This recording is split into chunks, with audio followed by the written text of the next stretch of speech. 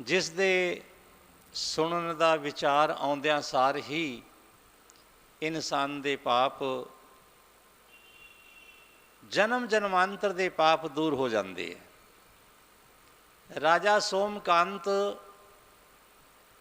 ਜਿਨ੍ਹਾਂ ਨੂੰ ਕੋੜ ਦਾ ਰੋਗ ਹੋਇਆ, ਆਪਣਾ ਰਾਜ ਪਾਠ ਘਰ ਬਾਰ ਸਭ ਕੁਛ ਰਾਜਾ ਨੇ ਛੱਡਤਾ, ਭ੍ਰਿਗੂ ਰਿਸ਼ੀ ਦੇ ਆਸ਼ਰਮ ਦੇ ਵਿੱਚ ਚਲੇ ਗਏ। ਭ੍ਰਿਗੂ ਰਿਸ਼ੀ ਨੂੰ ਪ੍ਰਣਾਮ ਕਰਕੇ ਉਸ ਜਗ੍ਹਾ 'ਤੇ ਬੈਠ ਗਏ। ਭ੍ਰਿਗੂ ਰਿਸ਼ੀ ਨੂੰ ਪੁੱਛਿਆ, ਮਹਾਰਾਜ ਮੇਰਾ ਕਿਹੜਾ ਇਸ ਤਰ੍ਹਾਂ ਦਾ ਕਰਮ ਹੈ, ਔਰ ਫਿਰ ਉਸ ਕਰਮ ਨੂੰ ਕਿਵੇਂ ਬਦਲਿਆ ਜਾ ਸਕਦਾ ਹੈ, ਕਿਵੇਂ ਕੱਟਿਆ ਜਾ ਸਕਦਾ ਹੈ, ਇਸ ਦੇ ਬਾਰੇ ਕਿਰਪਾ ਕਰਕੇ ਦੱਸੋ ਕਿ ਮੇਰਾ ਕੋੜ ਦਾ ਰੋਗ ਇਹ ਕਿਵੇਂ ਦੂਰ ਹੋ ਸਕਦਾ ਹੈ। ਭ੍ਰਿਗੂ ਰਿਸ਼ੀ ਨੇ ਉਪਾਏ ਦੱਸਿਆ ਕਿ ਹੇ ਰਾਜਾ ਸੋਮਕਾਂਤ, ਤੁਸੀਂ ਭਗਵਾਨ ਗਣੇਸ਼ ਜੀ ਦੀ ਕਥਾ, ਗਣੇਸ਼ ਜੀ ਦੀ ਆਰਾਧਨਾ ਕਰੋ, ਉਸ ਦੇ ਨਾਲ ਤੁਹਾਡੇ ਸਾਰੇ ਕਸ਼ਟ, ਸਾਰੇ ਦੁੱਖ ਤੇ ਕੱਟੇ ਜਾਣਗੇ।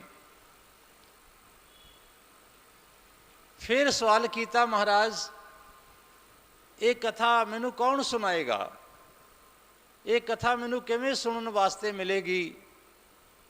ਤਾਂ ਭ੍ਰਿਗੂ ਰਿਸ਼ੀ ਨੇ ਕਿਹਾ ਕਿ ਹੇ ਰਾਜਨ, ਇਹ ਕਥਾ ਤੁਹਾਨੂੰ ਮੈਂ ਖੁਦ ਸੁਣਾਵਾਂਗਾ ਪ੍ਰਭੂ ਕਿਰਪਾ ਦੇ ਨਾਲ, ਕਿਉਂਕਿ ਬਿਨੂ ਸਤਸੰਗ ਵਿਵੇਕ ਨਾ ਹੋਈ, ਰਾਮ ਕਿਰਪਾ ਬਿਨ ਸੁਲਭ ਨ ਸੋਈ।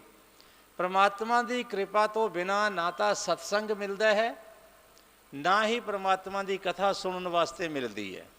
ਰਾਜਨ, ਤੇਰੇ ਉੱਤੇ ਬੜੀ ਪਰਮਾਤਮਾ ਦੀ, ਗਣੇਸ਼ ਜੀ ਦੀ ਕਿਰਪਾ ਹੋਈ ਹੈ ਕਿ ਤੂੰ ਇਸ ਜਗ੍ਹਾ 'ਤੇ ਪਹੁੰਚਿਆ।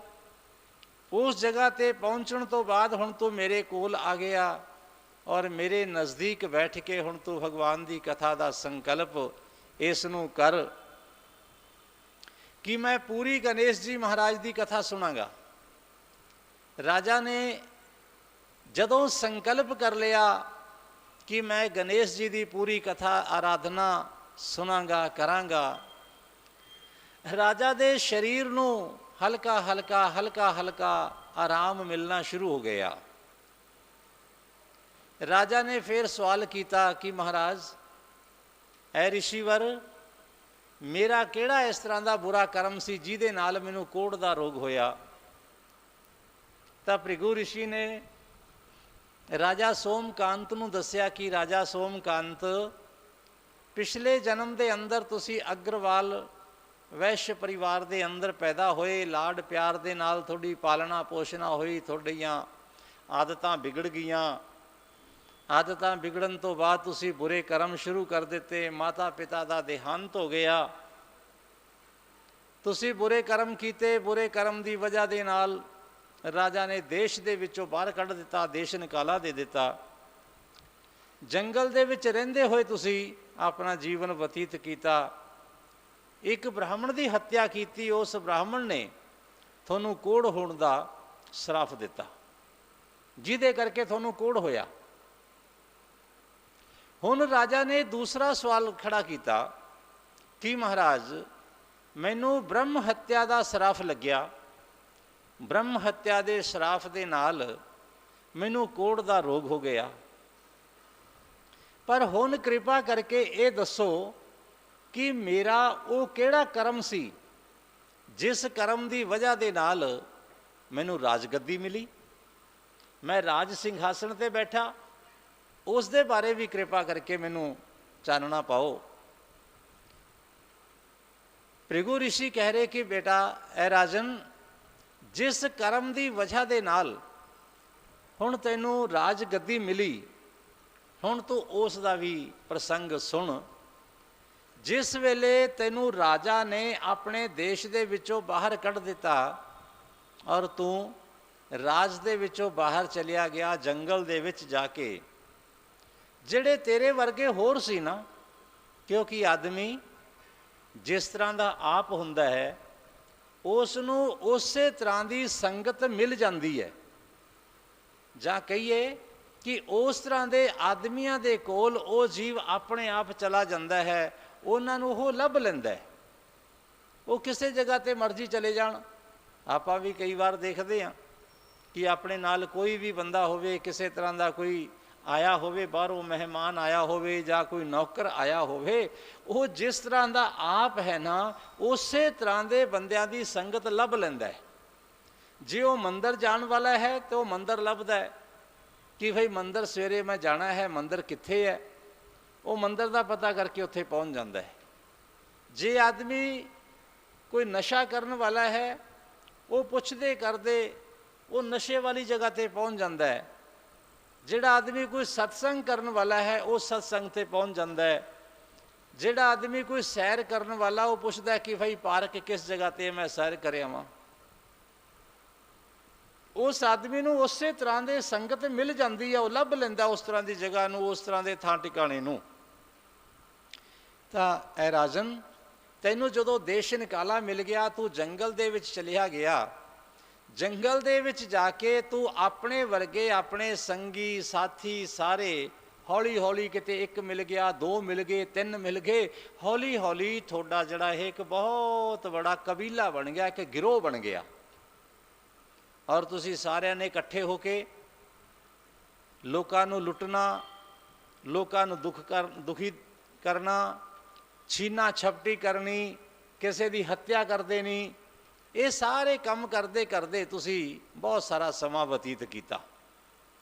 और जिस आदमी का मन अंदरों खोटा हुंदा है, काला हुंदा है, जिस दे मन दे विच बेईमानी हुंदी है ना, वो आदमी किसी जगह ते भी साफ सुथरा नहीं रह सकता।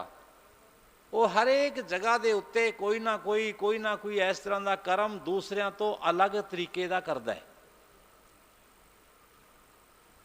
ऐ राजन, तू उन्हां सारियां दे नाल रहिंदा सी, सारियां दे नाल तू उठदा बैठदा सी, सारियां दे नाल तू अपना सारा काम कारोबार भी करदा सी। किते लुट्टण जांदे सी, किसे नूं कुट्टण जांदे सी, किसे तों खोहण जांदे सी, किसे डाका मारन जांदे सी, किसे दा कतल करदे सी। वो सारे जाने तुसी इकट्ठे होके सारा काम करदे सी। जिहड़ा तुहानूं कोई धन संपत्ति रुपया पैसा मिलदा सी, वो तुसी आपस में वंड लैंदे सी। पर तेरे अंदर एक खासियत सी। वो खासियत की सी तेरे अंदर कि तैनूं जिहड़ा थोड़ा मोटा कोई धन संपत्ति मिलदा सी ना, उहदे विचों कुछ पैसे लैके तू सारे अपने साथियां तो लुको के छुपा के एक पासे रख दिंदा सी, जिहदा किसे नूं पता नहीं सी। हौली हौली की होया, अवस्था है जिहड़ी अपनी ये दिनों दिन वधदी जांदी है। शरीर साडा हर रोज़ दी रोज़ कमज़ोर हुंदा जांदा है। शरीर दे सारे जिहड़े अंग है ये अपना अपना काम कारोबार घटा दिंदे है। यानी अखां देखना घटा दिंदियां, कन्न सुनना घटा दिंदे है, गोडे गिट्टे चलना फिरना घटा दिंदे है, थकावट महसूस होने लग जाती है, खाना पीना हजम होना वो घट जाता है, शरीर कंबन लग पैंदा है। इस तरह की हालत, यानी कि शरीर दिन प्रति दिन कमज़ोर होंदा जा रहा है। और तेरा भी ये हालत होगी। जिस वेले तेरा शरीर अवस्था दे नाल कमज़ोर हुंदा गया, जिन्ने भी तेरे साथी सी, जिन्ने तेरे नाल रहन वाले सी, उन्होंने मन दे विच की विचार किया। एक बार तैनूं बहुत तेज़ बुखार आया, उन्हां सारियां ने सोचा कि हुण इस नूं लैके असीं कित्थे तुरे फिरांगे। उन्ना चिर ही समाज, उन्ना चिर संसार, उन्ना चिर दुनिया ये साडे वास्ते अगे पिछे फिरदी है, जिन्ना चिर असी संसार दे कम आउने हाँ। जदों असी संसार दे, दुनिया दे, समाज दे कम दे नहीं रह जाते, तो भाई उस वेले फिर सानू पुछण वाला कोई नहीं हुंदा गा। परिवार दे विच नहीं कोई पुछदा गा। दुनिया तो बड़े दूर की गल है कि सानू कोई पड़ोसी पुछेगा, सानू कोई होर पुछेगा, कोई रिश्तेदार आके पुछेगा, वो तो बड़े दूर की गल है। जिहड़े साडे अपने है ना, जिन्हां दे वास्ते असी जीवन खपा दिता, जिन्हां दे वास्ते असी अपना सारा पाप पुण्य यह परवाह नहीं की, चंगे माड़े की असी परवाह नहीं की, ਉਹਨਾਂ ਦਾ ਵੀ ਜਿੰਨਾ ਚਿਰ ਸਾਡੇ ਤੋਂ ਮਸਲਾ ਹੱਲ ਹੁੰਦਾ ਹੈ, ਜਿੰਨਾ ਚਿਰ ਅਸੀਂ ਉਹਨਾਂ ਨੂੰ ਕੁਛ ਦਿੰਨੇ ਹਾਂ, ਉਹਨਾਂ ਚਿਰ ਸਾਡੇ ਅੱਗੇ ਪਿੱਛੇ ਫਿਰਦੇ ਹੈ। ਔਰ ਜਿਸ ਵੇਲੇ ਉਹ ਦੇਖਦੇ ਕਿ ਹੁਣ ਸਾਡੇ ਉੱਤੇ ਬੋਝ ਬਣ ਗਿਆ, ਉਹ ਵੀ ਛੱਡ ਦਿੰਦੇ ਹੈ। ਬਿਰਧ ਆਸ਼ਰਮ ਦੇ ਵਿੱਚ ਕੌਣ ਛੱਡ ਕੇ ਆਉਂਦਾ ਹੈ? ਕੋਈ ਗੁਆਂਢੀ ਨਹੀਂ ਛੱਡ ਕੇ ਆਉਂਦੇ, ਕੋਈ ਰਿਸ਼ਤੇਦਾਰ ਨਹੀਂ ਛੱਡ ਕੇ ਆਉਂਦੇ। ਆਪਣੇ ਹੀ ਪੈਦਾ ਕੀਤੇ ਹੋਏ, ਆਪਣੇ ਜੰਮੇ ਪਾਲੇ ਉਹ ਜਾ ਕੇ ਛੱਡ ਕੇ ਆਉਂਦੇ ਹੈ ਕਿ ਹੁਣ ਪਿਤਾ ਜੀ ਦੀ ਸੇਵਾ ਨਹੀਂ ਹੁੰਦੀ, ਹੁਣ ਮੰਮਾ ਦੀ ਸੇਵਾ ਨਹੀਂ ਹੁੰਦੀਗੀ। ਮੰਮਾ ਜੀ ਬਿਰਧ ਆਸ਼ਰਮ ਬਹੁਤ ਵਧੀਆ, ਉੱਥੇ ਸਾਰੇ ਤਰ੍ਹਾਂ ਦੀ ਸੁਵਿਧਾ ਹੈ। ਜਿਨ੍ਹਾਂ ਦੇ ਵਾਸਤੇ ਅਸੀਂ ਪਾਪ ਕਰਨ ਲੱਗੇ ਵਿਚਾਰ ਨਹੀਂ ਕੀਤਾ, ਕਿਸੇ ਦੇ ਨਾਲ ਧੋਖਾ ਕਰਨ ਲੱਗੇ ਵਿਚਾਰ ਨਹੀਂ ਕੀਤਾ, ਕਿਸੇ ਦੇ ਨਾਲ ਬੇਈਮਾਨੀ ਠੱਗੀ ਕਰਨ ਲੱਗੇ ਵਿਚਾਰ ਨਹੀਂ ਕੀਤਾ, ਕਿਸੇ ਨੂੰ ਗੁੰਮਰਾਹ ਕਰਨ ਲੱਗੇ ਵਿਚਾਰ ਨਹੀਂ ਕੀਤਾ, ਕਿਸੇ ਦਾ ਕਤਲ ਕਰਨ ਲੱਗੇ ਵਿਚਾਰ ਨਹੀਂ ਕੀਤਾਗਾ, ਤਾਂ ਅੱਜ ਉਸ ਦਾ ਫਲ ਉਹ ਕੌਣ? ਸਾਨੂੰ ਉਹੀਓ ਲੋਕ ਦੇ ਰਹੇ ਹੈ। ਕਿੱਥੋਂ? ਘਰ ਦੇ ਵਿੱਚੋਂ ਬਾਹਰ ਕੱਢ ਕੇ, ਕਿ ਇਹ ਜਿਹੜਾ ਪਾਪ ਦਾ ਜਾਂ ਜਿਹੜਾ ਹੋਰ ਬੁਰਾਈ ਦਾ, ਬੇਈਮਾਨੀ ਦਾ ਜਿਹੜਾ ਜਗ੍ਹਾ ਤੂੰ ਤਿਆਰ ਕੀਤੀ ਸੀ ਨਾ, ਹੁਣ ਤੂੰ ਇਹਦੇ ਵਿੱਚ ਨਹੀਂ ਰਹਿ ਸਕਦਾਗਾ। ਤਾਂ ਆਪਣੇ ਹੀ ਪਰਿਵਾਰ ਦੇ ਜਿਹੜੇ ਲੋਕ ਹੈ ਉਸ ਨੂੰ ਬਿਰਧ ਆਸ਼ਰਮ ਦੇ ਵਿੱਚ ਛੱਡ ਕੇ ਆਉਂਦੇ ਹੈ, ਕਿਉਂਕਿ ਹੁਣ ਤੂੰ ਸਾਡੇ ਕੰਮ ਦਾ ਨਹੀਂ ਰਹਿ ਗਿਆ। ਜਦੋਂ ਤੱਕ ਸਵਾਸ ਚੱਲਦਾ ਹੈ, ਜਦੋਂ ਤੱਕ ਅਸੀਂ ਕਿਸੇ ਦੇ ਕੰਮ ਆਉਨੇ ਹਾਂ, ਸ਼੍ਰੀਮਦ ਭਾਗਵਤ ਦੇ ਵਿੱਚ ਆਪਾਂ ਪ੍ਰਸੰਗ ਸੁਣਦੇ ਹਾਂ ਨਾ ਗਜਰਾਜ ਹਾਥੀ ਦਾ, ਕਿ ਗਜਰਾਜ ਹਾਥੀ ਨੇ ਚਾਰੋਂ ਪਾਸਿਆਂ ਤੋਂ ਦੇਖਿਆ ਕਿ ਮੇਰੇ ਭੈਣ ਭਾਈ, ਬੰਧੂ ਬਾਂਧਵ, ਮਿੱਤਰ ਦੋਸਤ ਸਾਰੇ ਖੜੇ ਹੈ, ਆਪਣਾ ਆਪਣਾ ਸਾਰੇ ਯਤਨ ਕਰਦੇ ਪਏ ਹੈ, ਸਾਰੇ ਕੋਸ਼ਿਸ਼ ਕਰਦੇ ਪਏ ਹੈ। ਪਰ ਉਹਦੇ ਵਿੱਚ ਕੀ ਹੋਇਆ? ਜਦੋਂ ਹਾਥੀ ਹਾਰ ਗਿਆ, ਦੇਖਿਆ ਕਿ ਅਸੀਂ ਨਹੀਂ ਬਚਾ ਸਕਦੇ, ਸਾਰੇ ਕਿਨਾਰਿਆਂ 'ਤੇ ਚਲੇ ਗਏ, ਕੋਈ ਨਜ਼ਦੀਕ ਨਹੀਂ ਆਇਆ ਉਹਦੇ। ਸੰਗ ਸਖਾ ਸਭ ਤਜ ਗਏ। ਦੁੱਖ ਦੇ ਵੇਲੇ ਦੇ ਵਿੱਚ ਆਪਣੇ ਵੀ ਸਾਥ ਛੱਡ ਜਾਂਦੇ ਹੈ, ਦੂਸਰਿਆਂ ਨੇ ਤਾਂ ਸਾਥ ਛੱਡਣਾ ਹੀ ਛੱਡਣਾ ਹੈ। ਤਾਂ ਕਿਸੇ ਨਾ ਕਵੀ ਨੇ ਲਿਖਿਆ ਹੈ ਕਿ ਐ ਜੀਵ, ਐ ਇਨਸਾਨ, ਜੇ ਤੂੰ ਆਪਣੇ ਆਪ ਨੂੰ ਸੰਭਾਲ ਨਹੀਂ ਪਾਇਆ, ਵਕਤ ਹੈ ਤੇਰੇ ਹੱਥ।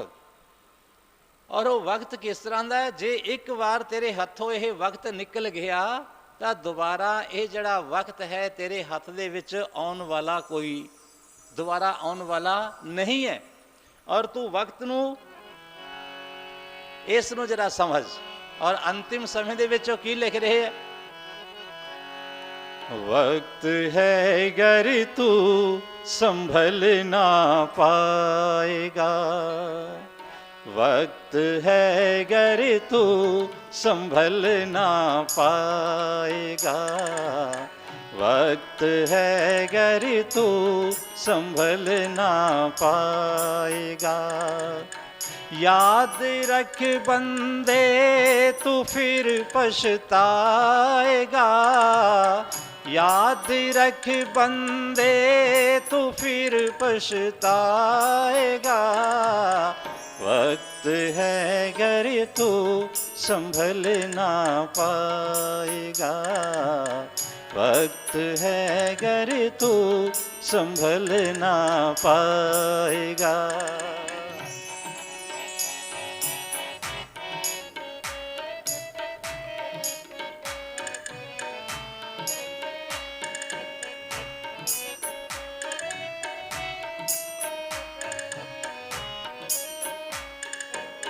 कौन है जो देगा तेरा साथ रे, कौन है जो देगा तेरा साथ रे।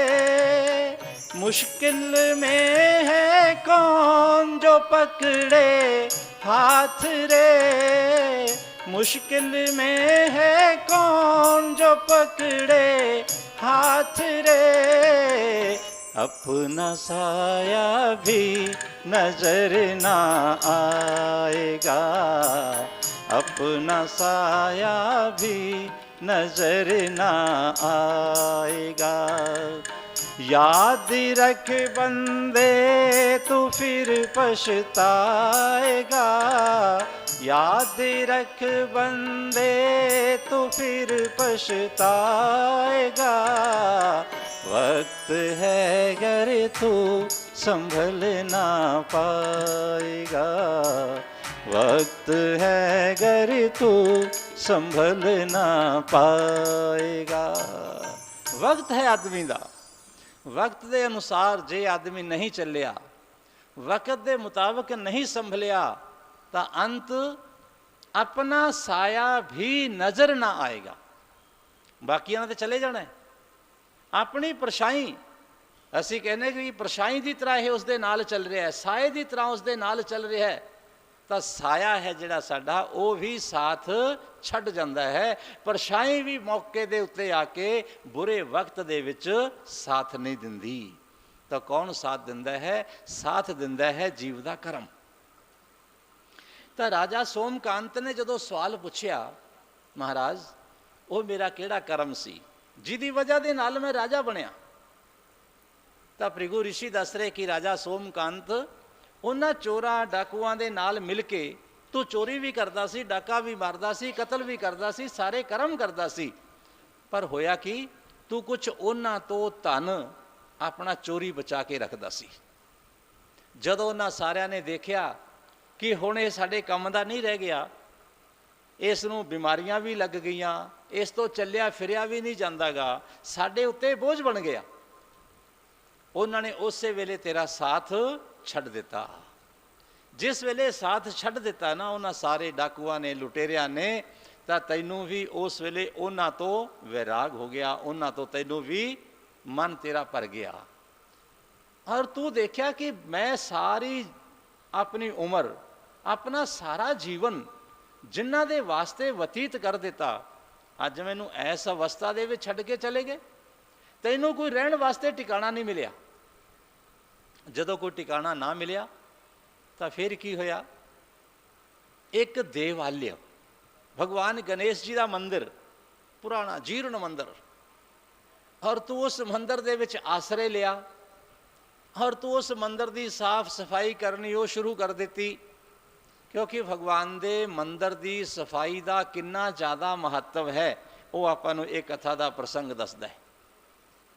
जीर्णोद्धार भगवान दे मंदिर दे नवें बनाउण दा उन्ना महत्व नहीं है जिन्ना महत्व भगवान जी दे मंदिर दा जीर्णोद्धार, उसकी रिपेयर कराउण दा है, उसनूं टुटे फुटे नूं संभालण दा जो महत्व है।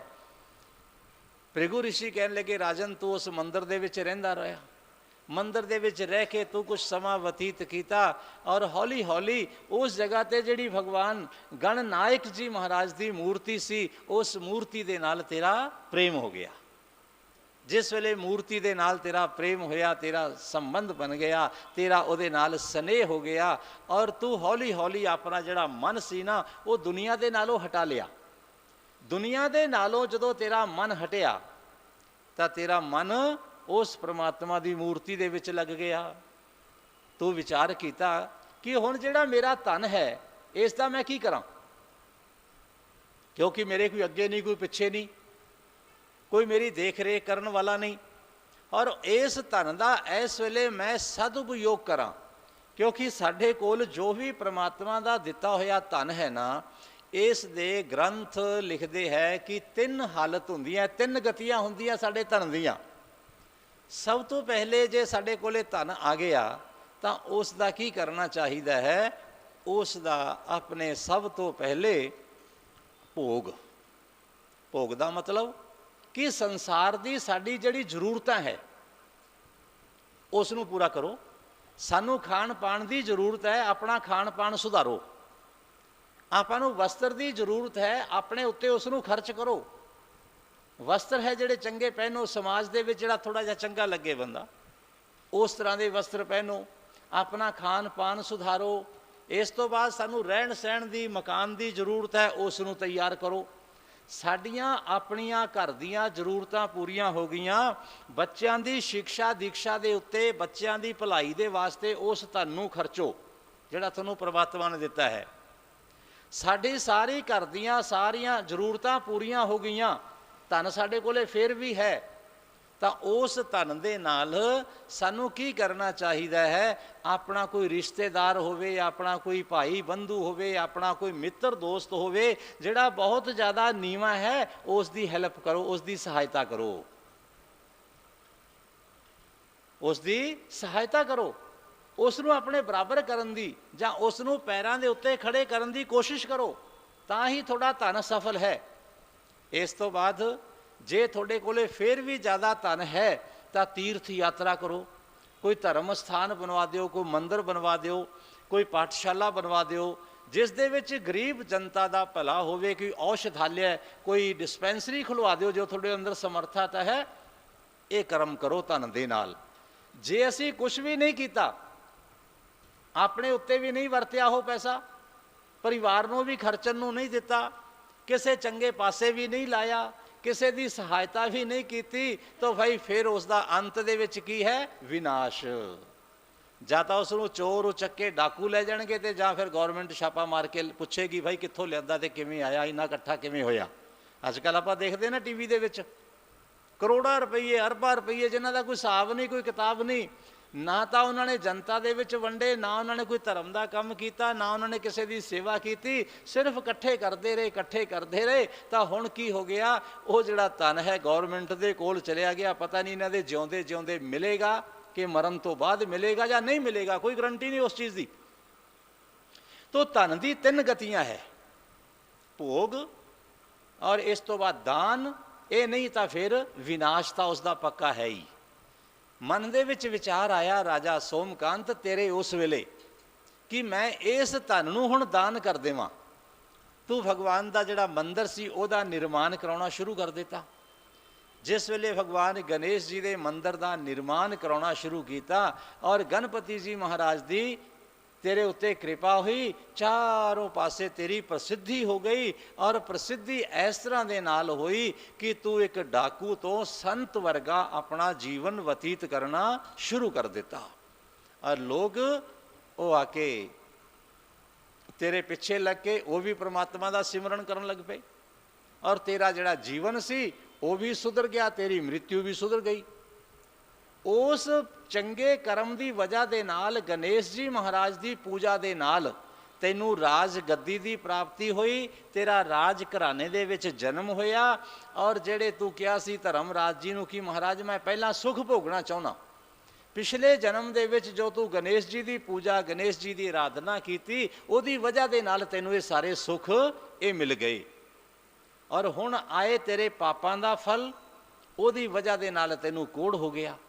और हुण जिहड़ा तेरा कोड़ है ये किवें दूर हो सकता है? सिद्धि विनायक भगवान गणेश जी की कृपा दे नाल। और तू गणेश कथा का संकल्प कर।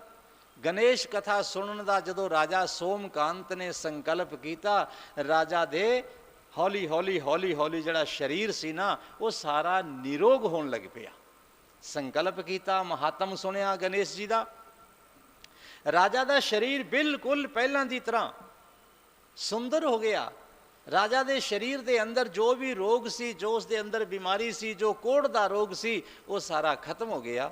और राजा भगवान की आराधना करते हुए कहने लग्या, प्रभु हुण मैनू गणपति जी महाराज दियाँ होर जड़ियाँ कथावां है ना कृपा करके उसनू सुनाओ कि गणपति कृपा ही करते हैं। कहने लगे नहीं, गणपति है ना जड़े ये भटके हुए जीवां नू सीधे रास्ते ते भी लाउंदे है। जीव दे अभिमान नू, हंकार नू, हंकार किसी दे अंदर भी आ जाए, किसी भी चीज़ का अभिमान आ जाए तो गणपति जी महाराज अपनी कृपा दृष्टि दे नाल उन्हां दे अभिमान नू दूर करदे है।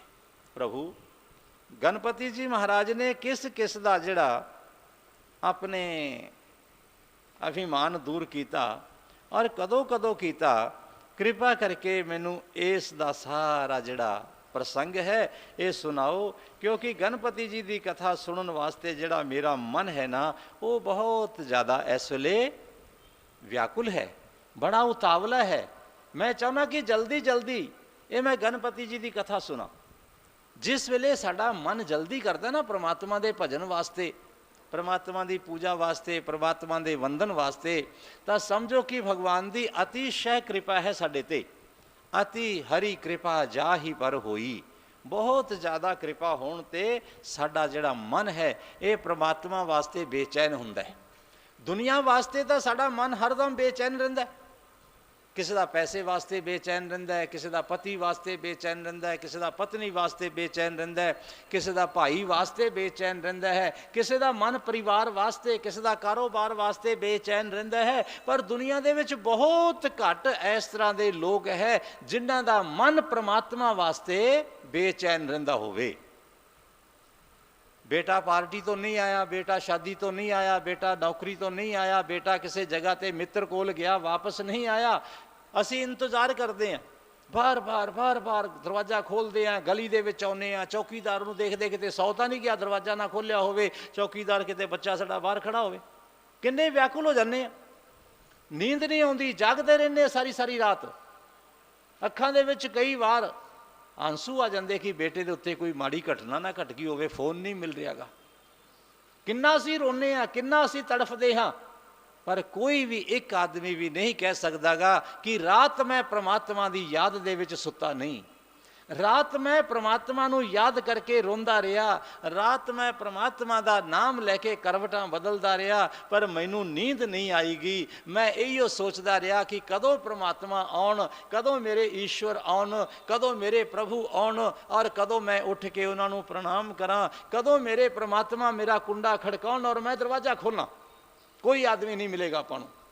ये तां मिल जाएगा कि बेटे नूं याद करदे होए, पति नूं याद करदे होए, बेटी नूं याद करदे होए।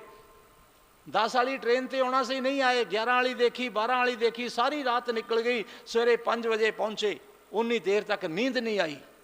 किते कोई नहीं कहता गा कि मैं रात 11 बजे तक याद किया परमात्मा नूं, 12 बजे तक याद किया कि प्रभु 12:30 बजे आ जाएंगे, परमात्मा 1 बजे आ जाएंगे, परमात्मा 2 बजे आ जाएंगे, मेरे ईश्वर 3 बजे आके मैनू दर्शन देंगे। कोई नहीं इस तरह का, इस तरह का कोई जीव नहीं आपां मिलेगा संसार के अंदर, समाज के अंदर। तो श्री सूत जी महाराज ऋषियों को कह रहे कि ऋषियो, इस ही तरह के नाल भगवान गणपति जी महाराज जिन्हां ते उन्हां दी बड़ी अपार कृपा हुंदी है, उहिओ प्राणी इस रास्ते ते चलते है। इस रास्ते ते चलते हुए जिस भी प्राणी ने इन्हां दी आराधना जिस कामना दे नाल कीती, उस कामना नूं भगवान ने पूरा किया। जे किसी जीव के मन दे विच भगवान की है विघन विनाशक, साडे अंदर जिहड़ा अभिमान हंकार आउंदा है वो भी एक विघन है, वो भी एक बाधा है, वो भी रुकावट है परमात्मा तक जाण दी। अभिमान सब तो बड़ी बाधा है परमात्मा तक जाण दी।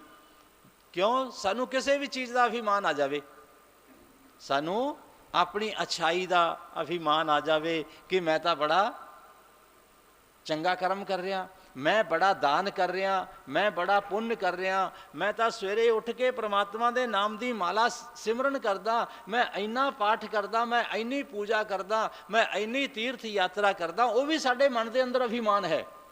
पूजा पाठ का भी अभिमान है ना जिहड़ा, वो भी साडी भगती नूं साडे सदकर्मां नूं ढक दिंदा है, वो भी साडे ज्ञान नूं लोप कर दिंदा है। बहुत ज़्यादा जिहड़ा अभिमान है। और श्री सूत जी दस रहे कि ऋषियो, भगवान विघन हरता है ना जिहड़े गणेश जी, ये सारिਆਂ ਦੇ अभिमान नूं दूर करते, क्योंकि इन्हां दा नाम है विघन हरता, विघन विनाशक।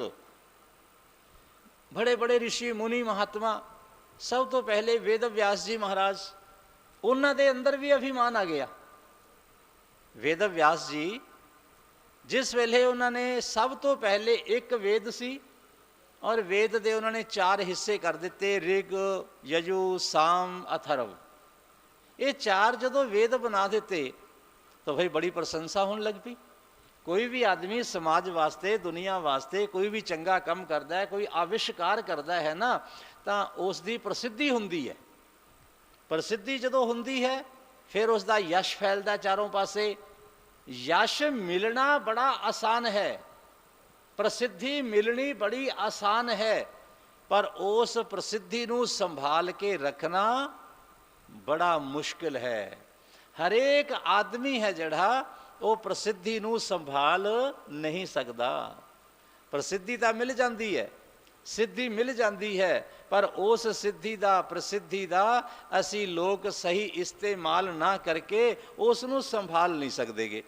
तो बाबा वेद व्यास जी महाराज जिस वेले उन्होंने चारों पासिया तो प्रशंसा अपनी सुनी, क्योंकि सब तो बड़ा प्राणी नू अगर कोई मिठा पदार्थ मिलता है ना तो वो की ओदी प्रशंसा। कालीदास जी महाराज नू राजा भोज ने पूछया कि दसो भी मिश्री मिठी हुंदी है, खंड मिठी हुंदी है, गुड़ मिठा हुंदा है, गुलाब जामुन मिठी हुंदी है, शहद मिठा हुंदा है, अंब मिठा हुंदा है, किहड़ी चीज़ मिठी हुंदी है? तो कालीदास जी ने बड़ा सुंदर जवाब दिता कि महाराज जिहड़ी आत्म प्रशंसा है ना वो सारियां तो ज़्यादा मिठी है।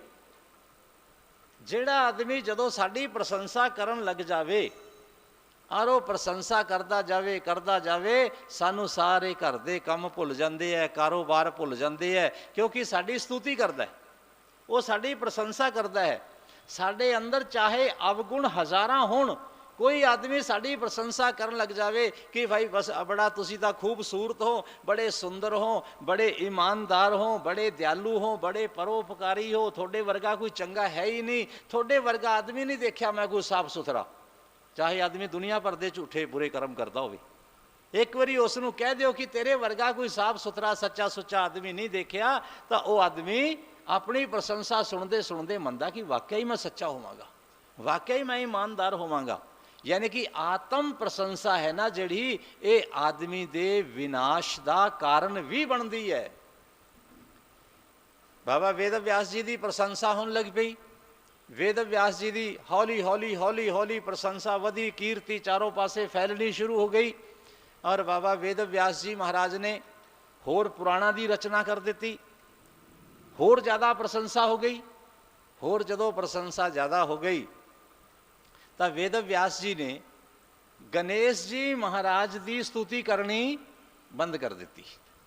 जिन्ने भी ग्रंथ लिखे जाते हैं ना तो कवियां का एक सिद्धांत है, लेखकों का एक सिद्धांत है कि वो भगवती ही सरस्वती माता और गणेश जी महाराज इन्हां दोनों की वंदना लाजमी करते हैं।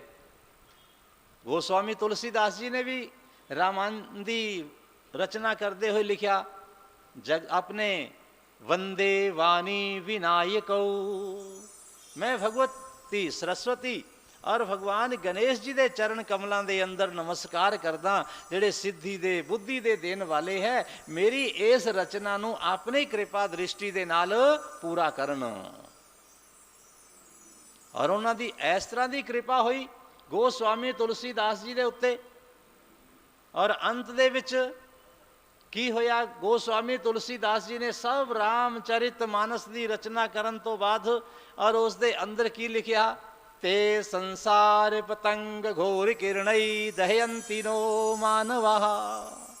इस रामचरित मानस का पाठ करन वाला सुनन वाला, रामचरित दियां लीला अपने समझन वाला है ना जिहड़ा प्राणी, ते संसार पतंग घोर किरणई, संसार दे जिन्ने भी विघन है, संसार दे पतंग मतलब पतंगे, पतंगे आप देखते हैं ना अजकल तो बहुत सारिਆਂ ਨੂੰ ਇਹ नहीं पता ਹੁੰਦਾ ਬੱਚਿਆਂ ਨੂੰ कि पतंगा किस ਨੂੰ ਕਿਹਾ ਜਾਂਦਾ है। जिस वेले अग्नि जलाई जाती है, अग्नि ਦੇ ਵਿੱਚੋਂ छोटे छोटे जुगनुआं की तरह जो उपर ਨੂੰ निकलते हैं ना जलते हुए फूस, उस ਨੂੰ पतंगा कहते हैं। तो अपने अंदरों भी की है पतंगे निकलते हैं, अपने अंदरों भी उस तरह के नाल छोटी छोटी छोटी छोटी चिंगियारियां निकलदियां है अग्नि दियां। लेकिन राम कथा सुनन दे नाल, गणपति कथा सुनन दे नाल की लिखिया, ते संसार पतंग घोर किरणई, उन्हां दी जड़ी तपश पैंदी है, वासनावां दी जो तपश पैंदी है, कामनावां दी जो तपश पैंदी है, सानू सब तो ज़्यादा कौन तपाउंदा है? सब तो ज़्यादा सानू कौन तपाउंदा है? साडी वासनावां सानू तपाउंदियां है, साडी कामनावां सानू सौण नहीं दिंदियां, साडी कामनावां सानू बहुत ज़्यादा बेराम करदियां। सब तो ज़्यादा जे दुख दिंदियां तो प्राणी दी कामनावां दिंदियां है, और असी उसनू मनण वास्ते तैयार नहीं हुंदेगे। दुर्योधन का प्रसंग आउंदा है ना कि जिस वेले दुर्योधन दे नाल वार्तालाप हो रही सी और दुर्योधन ने एक बड़ी सुंदर गल कही, जदों उसनू समझाया गया कि भाई तू ਇਹ ਧਰਮ ਹੈ, ਇਹ ਅਧਰਮ ਹੈ, ਇਹ ਪਾਪ ਹੈ, ਇਹ ਪੁੰਨ ਹੈ, ਇਹ ਚੰਗਾ ਹੈ, ਇਹ ਮਾੜਾ ਹੈ, ਤੂੰ ਇਸ ਨੂੰ ਕਿਉਂ ਨਹੀਂ ਕਰਦਾ, ਇਸ ਨੂੰ ਤੂੰ ਕਿਉਂ ਕਰਦਾ ਪਿਆ? ਤਾਂ ਦੁਰਯੋਧਨ ਨੇ ਬੜਾ ਇੱਕ ਸੁੰਦਰ ਜਵਾਬ ਦਿੱਤਾ। ਉਸਨੇ ਸਵੀਕਾਰ ਕੀਤਾ, ਦੁਰਯੋਧਨ ਨੇ, ਉਸਨੇ ਆਪਣੇ ਆਪ ਨੂੰ ਮੰਨਿਆ। ਅਸੀਂ ਮੰਨਣ ਵਾਸਤੇ ਤਿਆਰ ਨਹੀਂ, ਪਰ ਦੁਰਯੋਧਨ ਨੇ ਖੁਦ ਮੰਨਿਆ। ਉਹ ਕੀ ਕਹਿੰਦਾ ਹੈ ਦੁਰਯੋਧਨ, ਜਿਸ ਵੇਲੇ ਉਸ ਨੂੰ ਇਹ ਸਾਰਾ ਕੁਝ ਦੱਸਿਆ ਗਿਆ, ਜਾਨਾਮि ਧਰਮਮ ਨ ਚ ਪ੍ਰਵਿਰਤੀਮ, ਮੈਂ ਧਰਮ ਨੂੰ ਜਾਣਦਾ ਕਿ ਧਰਮ ਕੀ ਹੈ, ਕਿੱਦਾਂ ਧਰਮ ਕਰਨਾ ਚਾਹੀਦਾ ਹੈ, ਕਿਹੜਾ ਮੇਰਾ ਧਰਮ ਕੀ ਬਣਦਾ ਹੈ, ਮਾਨਵਤਾ ਦਾ ਧਰਮ ਕੀ ਹੈ, ਮੇਰਾ ਫਰਜ਼ ਕੀ ਹੈ। ਜਾਨਾਮि, ਮੈਂ ਜਾਣਦਾ ਹਾਂ ਸਾਰਾ ਕੁਝ, ਮੈਂ ਧਰਮ ਦੇ ਵਿਸ਼ੇ 'ਚ ਜਾਣਦਾ। ਮੈਂ ਕੋਈ ਮੂਰਖ ਨਹੀਂ ਹਾਂ, ਮੈਂ ਕੋਈ ਬੇਵਕੂਫ ਨਹੀਂ ਹਾਂ, ਮੈਂ ਕੋਈ ਗੰਵਾਰ ਨਹੀਂ ਹਾਂ। ਜਾਨਾਮि ਧਰਮਮ, ਧਰਮ ਦੇ ਸਾਰੇ ਲੱਛਣ ਮੈਂ ਜਾਣਦਾ ਹਾਂ, ਧਰਮ ਦੀ ਪਰਿਭਾਸ਼ਾ ਜਾਣਦਾ, ਧਰਮ ਦਾ ਗਿਆਨ ਹੈ ਮੈਨੂੰ, ਪਰ ਕੀ ਕਰਾਂ ਮੈਂ? ਜਾਨਾਮि ਧਰਮਮ ਨ ਚ ਪ੍ਰਵਿਰਤੀਮ, ਮੇਰੀ ਪ੍ਰਵਿਰਤੀ ਨਹੀਂ ਹੈ, ਮੈਂ ਉਸ ਦੇ ਵਿੱਚ ਲੱਗ ਨਹੀਂ ਸਕਦਾਗਾ, ਮੈਂ ਉਸ ਦੇ ਵਿੱਚ ਲੱਗਦਾ ਨਹੀਂ ਹਾਂ। ਔਰ ਫਿਰ ਇਸ ਤੋਂ ਬਿਨਾਂ ਜਾਨਾਮि ਧਰਮਮ ਨ ਚ ਨਿਵ੍ਰਿਤਿਮ, ਮੈਂ ਅਧਰਮ ਯਾਨੀ ਪਾਪ ਨੂੰ ਵੀ ਜਾਣਦਾ ਕਿ ਕਿਹੜਾ ਕਰਮ ਕਰਨ ਦੇ ਲਾਇਕ ਹੈ ਔਰ ਕਿਹੜਾ ਕਰਮ ਕਰਨ ਦੇ ਲਾਇਕ ਨਹੀਂ ਹੈ, ਇਹਦਾ ਵੀ ਮੈਨੂੰ ਗਿਆਨ ਹੈ। ਪਰ ਮੈਂ ਕਰਾਂ ਕਿ ਉਸ ਤੋਂ ਮੈਂ ਨਿਵ੍ਰਿਤ ਨਹੀਂ ਹੁੰਦਾ, ਯਾਨੀ ਕਿ ਉਸ ਨੂੰ ਮੈਂ ਛੱਡ ਨਹੀਂ ਸਕਦਾਗਾ, ਉਸ ਨੂੰ ਮੈਂ ਛੱਡਦਾ ਨਹੀਂ ਹਾਂ। ਆਪਾਂ ਤਾਂ ਮੰਨਣ ਵਾਸਤੇ ਤਿਆਰ ਨਹੀਂ ਹੁੰਦੇ, ਅਸੀਂ ਕੋਈ ਵੀ ਮੰਨਣ ਵਾਸਤੇ ਤਿਆਰ ਨਹੀਂ ਹੁੰਦੇ ਕਿ ਅਸੀਂ ਪਾਪ ਨੂੰ ਕਰਦੇ ਹਾਂ। ਅਸੀਂ ਕਹਿੰਦੇ ਨਾ ਨਾ ਨਾ ਨਾ, ਆਪਾਂ ਨੂੰ ਤਾਂ ਝੂਠ ਬਿਲਕੁਲ ਚੰਗਾ ਨਹੀਂ ਲੱਗਦਾ।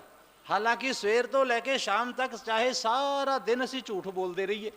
ਕੋਈ ਇਨਸਾਨ ਸਾਡੇ ਕੋਲੇ ਆ ਜਾਵੇ, ਆਪਾਂ ਕੀ ਕਹਿੰਦੇ ਹਾਂ, ਬੜੇ ਸੱਜ ਸੰਵਰ ਕੇ ਆਪਣੇ ਮੂੰਹ ਨੂੰ ਸੰਵਾਰ ਕੇ ਕਿ ਭਾਈ ਸਾਨੂੰ ਝੂਠ, ਮੈਨੂੰ ਝੂਠ ਦਾ ਬਿਲਕੁਲ ਹੀ ਪਸੰਦ ਨਹੀਂ, ਨਾ ਝੂਠਾ ਆਦਮੀ ਪਸੰਦ ਹੈ। ਆਪ ਜਿੰਨੇ ਮਰਜ਼ੀ ਬੋਲੀ ਜਾਓ, ਪਰ ਦੂਸਰਾ ਝੂਠ ਬੋਲੇ ਉਹ ਸਾਨੂੰ ਪਸੰਦ ਨਹੀਂ ਹੈ।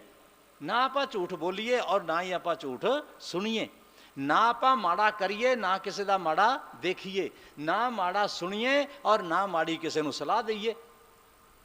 ਪਰ ਆਪਾਂ ਕਰਦੇ ਸਾਰਾ ਕੁਛ ਆ, ਮਾੜਾ ਕਰਦੇ ਵੀ ਆ, ਮਾੜੀ ਸਲਾਹ ਵੀ ਦਿੰਦੇ ਆ, ਮਾੜਾ ਸੋਚਦੇ ਵੀ ਆ, ਪਰ ਅਸੀਂ ਉਸ ਨੂੰ ਮੰਨਦੇ ਨਹੀਂ ਆ। ਔਰ ਦੇਖੋ ਦੁਰਯੋਧਨ ਸਾਡੇ ਤੋਂ ਚੰਗਾ ਸੀ, ਉਹ ਘੱਟੋ ਘੱਟ ਮੰਨਦਾ ਤਾਂ ਪਿਆ ਨਾ। ਉਹ ਕਹਿੰਦਾ ਜਾਨਾਮि ਧਰਮਮ, ਮੈਂ ਧਰਮ ਨੂੰ ਜਾਣਦਾ, ਪਰ ਮੈਂ ਉਹਦੇ 'ਚ ਲੱਗਦਾ ਨਹੀਂ, ਮੈਂ ਕਰਦਾ ਨਹੀਂ।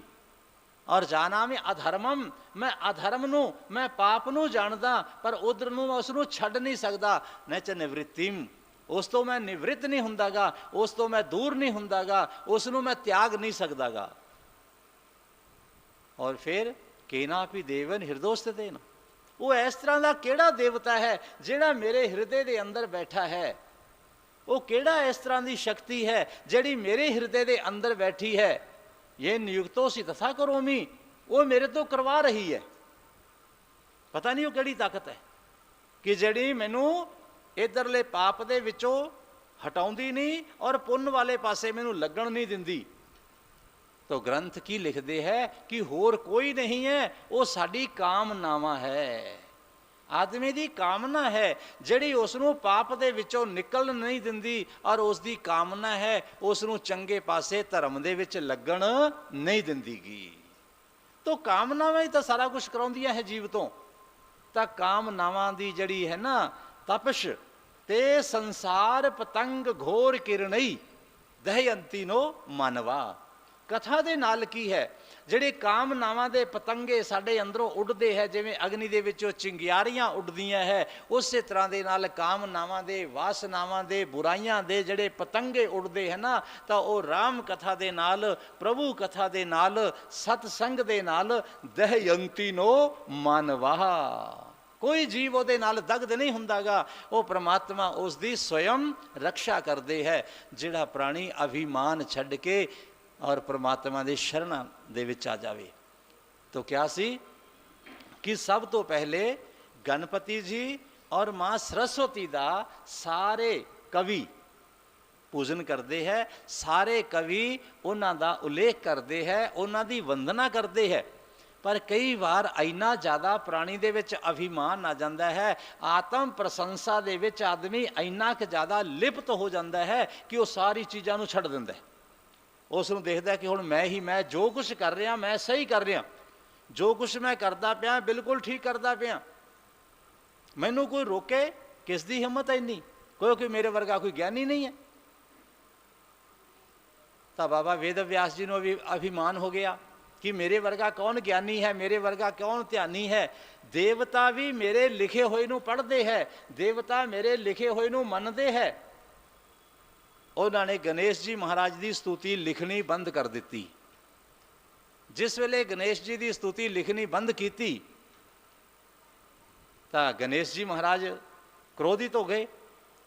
ਮਹਾਭਾਰਤ ਲਿਖਣ ਦਾ, ਹੋਰ ਗ੍ਰੰਥ ਲਿਖਣ ਦਾ ਜਦੋਂ ਮਨ ਦੇ ਵਿੱਚ ਵਿਚਾਰ ਆਇਆ, ਔਰ ਵਿਚਾਰ ਕੀ ਕਰਦੇ, ਰਾਤ ਨੂੰ ਸਾਰਾ ਕੁਝ ਸੋਚਦੇ ਵੇਦ ਵਿਆਸ ਜੀ ਕਿ ਕੱਲ੍ਹ ਨੂੰ ਇਸ ਤਰ੍ਹਾਂ ਦਾ ਪ੍ਰਸੰਗ ਲਿਖਣਾ ਹੈ, ਇਸ ਤਰ੍ਹਾਂ ਦੀ ਕਥਾ ਲਿਖਣੀ ਹੈ। ਉਹ ਸਾਰੀ ਰੂਪ ਰੇਖਾ ਬਣਾ ਕੇ ਤਿਆਰ ਕਰ ਲੈਂਦੇ ਆ। ਸਾਰੀ ਰੂਪ ਰੇਖਾ ਜਦੋਂ ਬਣ ਕੇ ਤਿਆਰ ਹੋ ਜਾਂਦੀ ਹੈ, ਔਰ ਜਿਸ ਵੇਲੇ ਕਲਮ ਲੈਂਦੇ ਹੈ, ਜਿਸ ਵੇਲੇ ਦਵਾਤ ਲੈਂਦੇ ਹੈ, ਜਿਸ ਵੇਲੇ ਭੋਜ ਪੱਤਰ ਲੈਂਦੇ ਹੈ ਨਾ, ਲਿਖਣ ਵਾਸਤੇ ਕਾਗਜ਼ ਪੈਨਸਲ ਲੈਂਦੇ ਹੈ, ਤਾਂ ਉਹ ਸਾਰਾ ਲਿਖਣਾ ਸਭ ਭੁੱਲ ਜਾਂਦੇ ਹੈ। ਕੋਈ ਵੀ ਚੀਜ਼ ਯਾਦ ਨਹੀਂ ਰਹਿੰਦੀ ਕਿ ਕੀ ਸੋਚਿਆ ਸੀ, ਕੀ ਲਿਖਣਾ ਹੈ, ਕਿੱਥੋਂ ਸ਼ੁਰੂ ਕਰਨਾ ਹੈ, ਕਿੱਥੋਂ ਸ਼ਲੋਕ ਦੀ ਰਚਨਾ ਕਰਨੀ ਹੈ।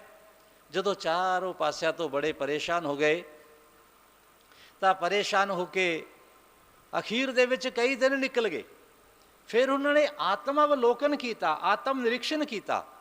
ਸਭ ਤੋਂ ਪਹਿਲੇ ਆਦਮੀ ਦੇ ਜੇ ਕੋਈ ਕੰਮ ਦੇ ਵਿੱਚ ਦਿੱਕਤ ਆ ਰਹੀ ਹੈ, ਜੇ ਕੋਈ ਵਿਘਨ ਆ ਰਿਹਾ ਹੈ, ਜੇ ਕੋਈ ਬਾਧਾ ਆ ਰਹੀ ਹੈ ਨਾ, ਤਾਂ ਉਸ ਨੂੰ ਪਹਿਲੇ ਆਤਮ ਅਵਲੋਕਨ ਕਰਨਾ ਚਾਹੀਦਾ, ਯਾਨੀ ਕਿ ਆਤਮ ਨਿਰੀਖਣ ਕਿ ਮੇਰੇ ਤੋਂ ਕੋਈ ਗਲਤੀ ਤਾਂ ਨਹੀਂ ਹੋਈ, ਮੇਰੇ ਤੋਂ ਕਿਸੇ ਤਰ੍ਹਾਂ ਦੇ ਨਾਲ ਕੋਈ ਗੁਨਾਹ ਤਾਂ ਨਹੀਂ ਹੋ ਗਿਆ, ਜਿਸ ਦੀ ਵਜ੍ਹਾ ਦੇ ਨਾਲ ਮੇਰੇ ਕੰਮ ਦੇ ਵਿੱਚ ਰੁਕਾਵਟ ਆ ਰਹੀ ਹੈ, ਮੇਰੇ ਕਾਰੋਬਾਰ ਦੇ ਵਿੱਚ ਰੁਕਾਵਟ ਆ ਰਹੀ ਹੈ, ਜੋ ਮੈਂ ਸੋਚਿਆ ਉਹ ਪੂਰਾ ਨਹੀਂ ਹੋ ਰਿਹਾ। ਇਸ ਦੇ ਵਿੱਚ ਕਾਰਨ ਕੀ ਹੈ, ਕਿਤੇ ਮੇਰੀ ਕਮੀ ਤਾਂ ਨਹੀਂ ਹੈ। ਅਸੀਂ ਦੂਸਰਿਆਂ ਦੀ ਕਮੀ ਲੱਭਦੇ ਹਾਂ, ਅਸੀਂ ਦੂਸਰਿਆਂ ਨੂੰ ਦੋਸ਼ ਦਿੰਦੇ ਹਾਂ, ਪਰ ਆਪਣਾ ਜਿਹੜਾ ਦੋਸ਼ ਹੈ ਨਾ ਉਹ ਸਾਨੂੰ ਨਜ਼ਰ ਨਹੀਂ ਆਉਂਦਾ। ਭਾਗਵਤ ਦੇ ਵਿੱਚ ਵੀ ਤਾਂ ਆਪਾਂ ਕਥਾ ਸੁਣਦੇ ਹਾਂ ਨਾ ਕਿ ਬਾਬਾ ਵੇਦ ਵਿਆਸ ਜੀ ਮਹਾਰਾਜ ਬੜੇ ਵਿਆਕੁਲ ਹੋ ਗਏ ਕਿ ਦੇਖੋ ਮੈਂ ਇੰਨੇ ਗ੍ਰੰਥ ਲਿਖ ਦਿੱਤੇ, ਇੰਨੇ ਪੁਰਾਣ ਲਿਖ ਦਿੱਤੇ, ਪਰ ਮੇਰੇ ਮਨ ਨੂੰ ਸ਼ਾਂਤੀ ਨਹੀਂ ਮਿਲੇਗੀ।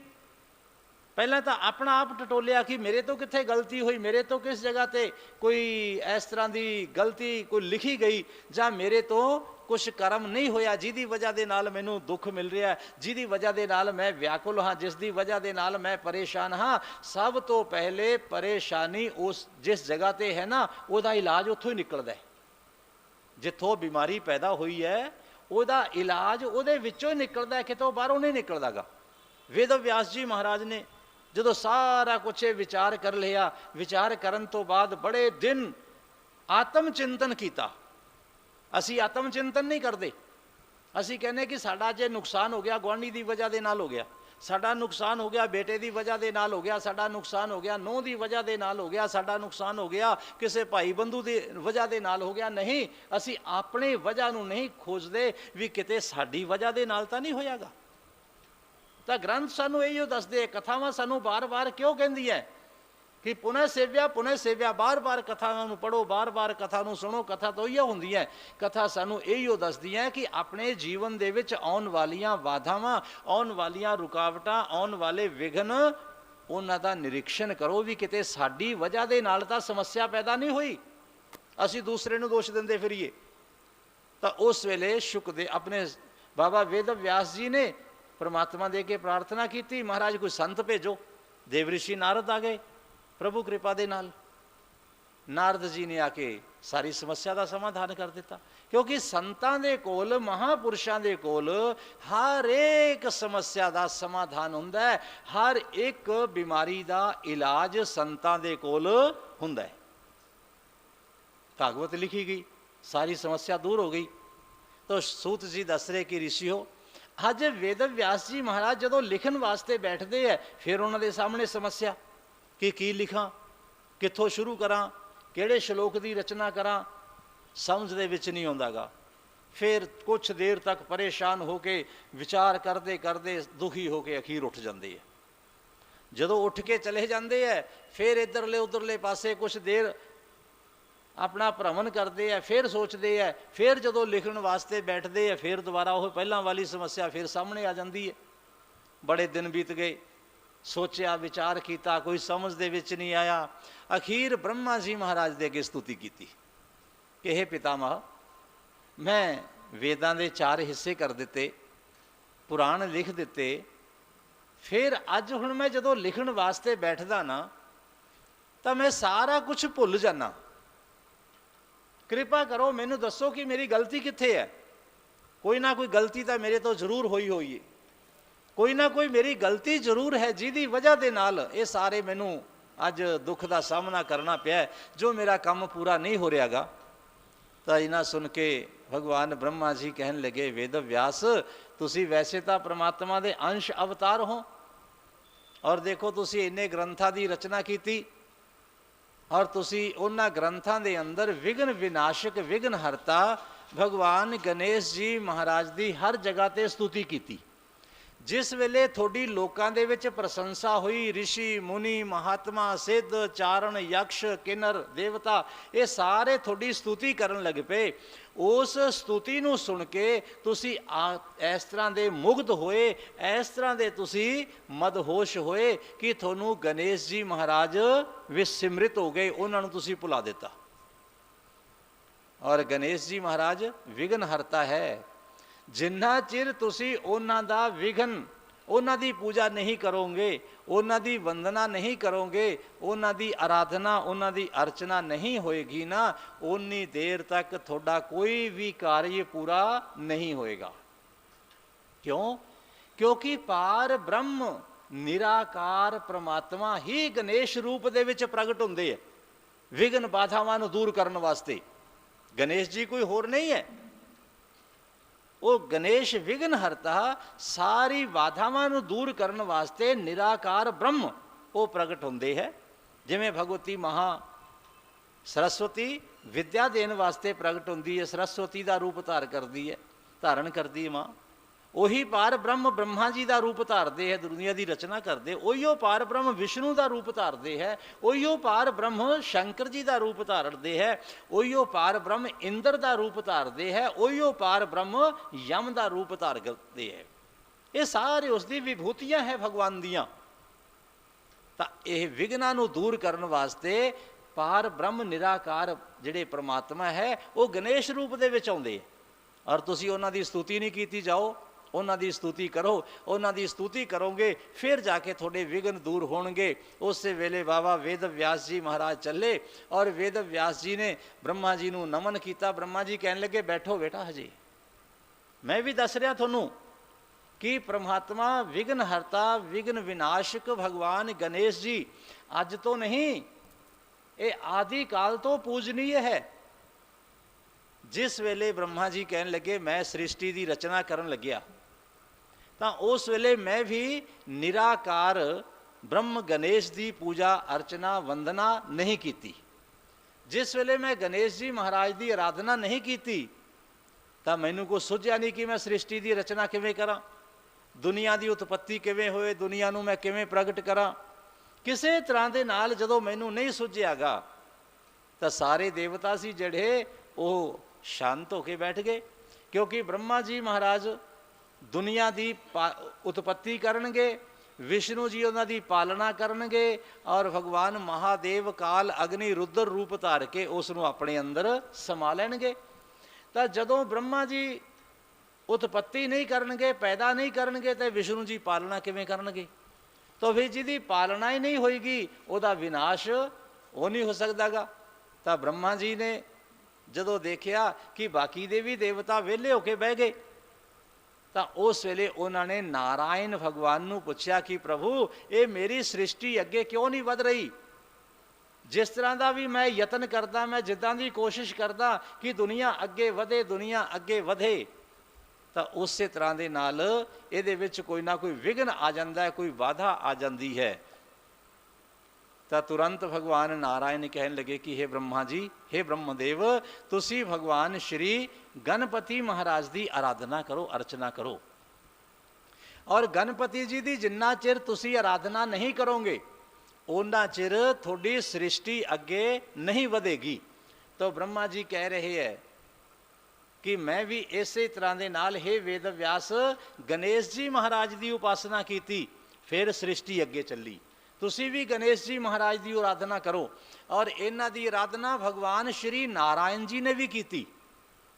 महाराज नारायण तो आदि देव है, उन्होंने भगवान की गणपति जी की आराधना किस वक्त की और क्यों की?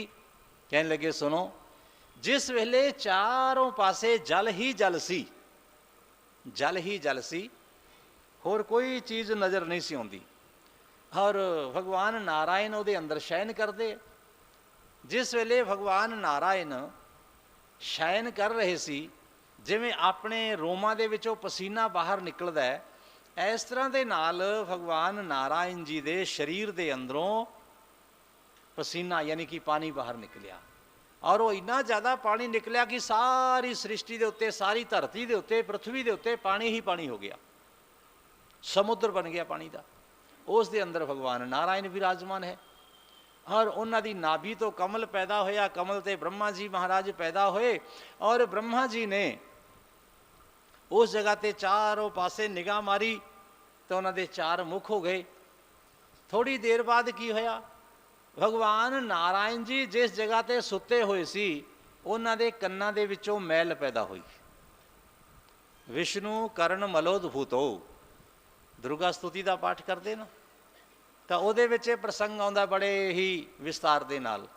देवी भागवत दे विच प्रसंग आता है, मारकंडे पुराण दे विच इन्हां दा प्रसंग आता है बड़े विस्तार के नाल, कि भगवान नारायण जी दे कन्ना तो मधु कैटभ पैदा होए।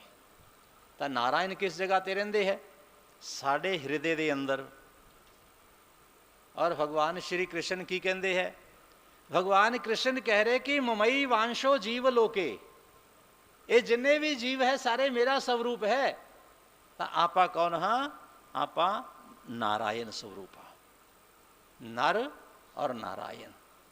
कई बार आप भजन भी गाते ना अपने, कई जने, तुम मैं नर हूं तुम नारायण हो, तुझमें मुझमें भेद यही, मैं नर हूं तुम नारायण हो। पर आप है नारायण दे ही अंश। आप एक बहुत बड़ा कोई चीनी दा मिश्री दा एक पहाड़ देख लीए, ਜਾਂ एक बहुत बड़ा कोई ढेर पिया होवे, चीनी का ढेर पिया है, मिश्री का ढेर पिया है, ਉਹਦੇ ਵਿੱਚੋਂ ਆਪਾਂ थोड़ी जी चीनी ले लीए 2-4 ग्राम, ਜਾਂ 2-4 ग्राम मिश्री ले लीए, वो किस दा रूप हुंदी है?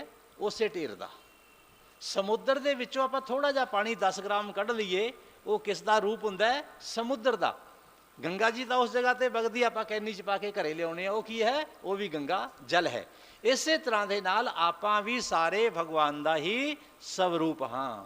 कोई जीव इस तरह का नहीं है जिहड़ा परमात्मा का स्वरूप ना होवे। तां साडे भी कन्नां दे विच दो ही तरह की गल्लां पैंदियां, और उन्हां तो फिर की हुंदा है? मधु ते कैटभ पैदा हुंदे है। मधु का मतलब है मिठा, जिहड़ा साडी प्रशंसा करता है वो सानू चंगा लगता है, वो मधु है। और भी जिहड़ा सानू गल कौड़ी लगती है, सानू कोई निंदा करता है साडी, वो की है? वो कैटभ है, वो सानू दुख दिंदा है। साडे ही कन्नां दे विचों वो निकलदे है, पैंदे भी साडे कन्नां दे विच है, प्रगट भी साडे कन्नां दे विचों ही हुंदे है। और उन्हां दा इन्ना ज़्यादा प्रतिध्वंद हुंदा है, कई बार इन्ना ज़्यादा युद्ध हुंदा है सुनी सुनाई गल दे उत्ते। गल दे विच हुंदा कुछ नहीं, बस सिर्फ इन्ना कह दिता कि फलानी जगह ते फलाना माड़ा काम हो गया, फलाने ने कर दिता, आप उधरले पासे दौड़ पैने। अजकल आप देखते हैं ना टीवी दे विच रोज़ कि किसी ना किसी जगह ते कोई दंगा हो गया, हिंदू मुसलमान का दंगा हो गया, गल कोई होर हुंदी है, और उस जगह ते चिंग्यारी की जाती है कि किसी हिंदू ने मुसलमान नूं मार दिता, वो सारे गलियां मुहल्ले इकट्ठे होके वो हिंदुआं दे घर नूं अग लाउणा शुरू कर दिंदे। कोई कह दिंदा जी मुसलमान ने हिंदू नूं मार दिता, उधर जगह ते वो जाके उन्हां दा घर बार फूकना शुरू कर दिंदे। हजे सच्चाई दा पिछों पता लगता है कि दो जाने पैसिਆਂ पिछे लड़े सी। किन्ने लोग बर्बाद हो गए, किस दे नाल? सुनन दे नाल। तो इस तरह की कई गल्लां सानू सुनन वास्ते समाज दे विच मिलदियां है, जिन्हां दे उत्ते असीं चलदे हाँ तो वो की करदी है? युद्ध करदियां है। और युद्ध दे विच विनाश तो बिना होर कुछ नहीं हुंदागा। भगवान नारायण जी दे कन्नां दे विचों मधु ते कैटभ पैदा होए मैल तो, और उन्होंने ब्रह्मा जी महाराज नूं देखिया चारों पासे खेलते हुए पानी दे विच अठखेलियां करते हुए और पानी दे विच समुद्र की तरह जिवें छल्लां उठदी है अपनी बाहां दे नाल पानी नूं छल्लां नूं उठाउंदे है। देखिया ब्रह्मा जी महाराज नूं और ब्रह्मा जी नूं कहण लगे कि तुसीं साडी पूजा करो, असीं तुहाडे तो बड़े हाँ, तुहाडे तो श्रेष्ठ हाँ। भगवान ब्रह्मा जी ने देखिया कि ये कौन आ गए, इन्हां दे नाल मैं लड़ नहीं सकदा गा, ये बड़े बलवान, बड़े हरिष्ट पुष्ट और सुभाव तो बड़े क्रूर, और मैं सौम्य सुभाव दा, मैं इन्हां दे नाल किस तरह दे नाल युद्ध करां। तो उन्होंने भगवान नारायण जी की स्तुति की। नारायण जी की जो स्तुति की, नारायण भगवान नहीं जागे। फिर भगवान ब्रह्मा जी ने योग निद्रा दी महामाया की स्तुति की। जिस वेले माया की स्तुति की ना, या देवी सर्वभूतेषु माया रूपेण संस्थिता। माया का मतलब भ्रांति, जो सच नहीं है। एक है संसार की माया और एक है परमात्मा की माया।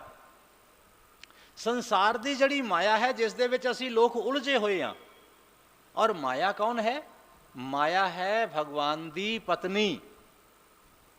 भगवान जी नूं आपां कहने तिरुपति, त्रिपति वाला जी है ना, बिगड़ते बिगड़ते तिरुपति तो त्रिपति आ गया।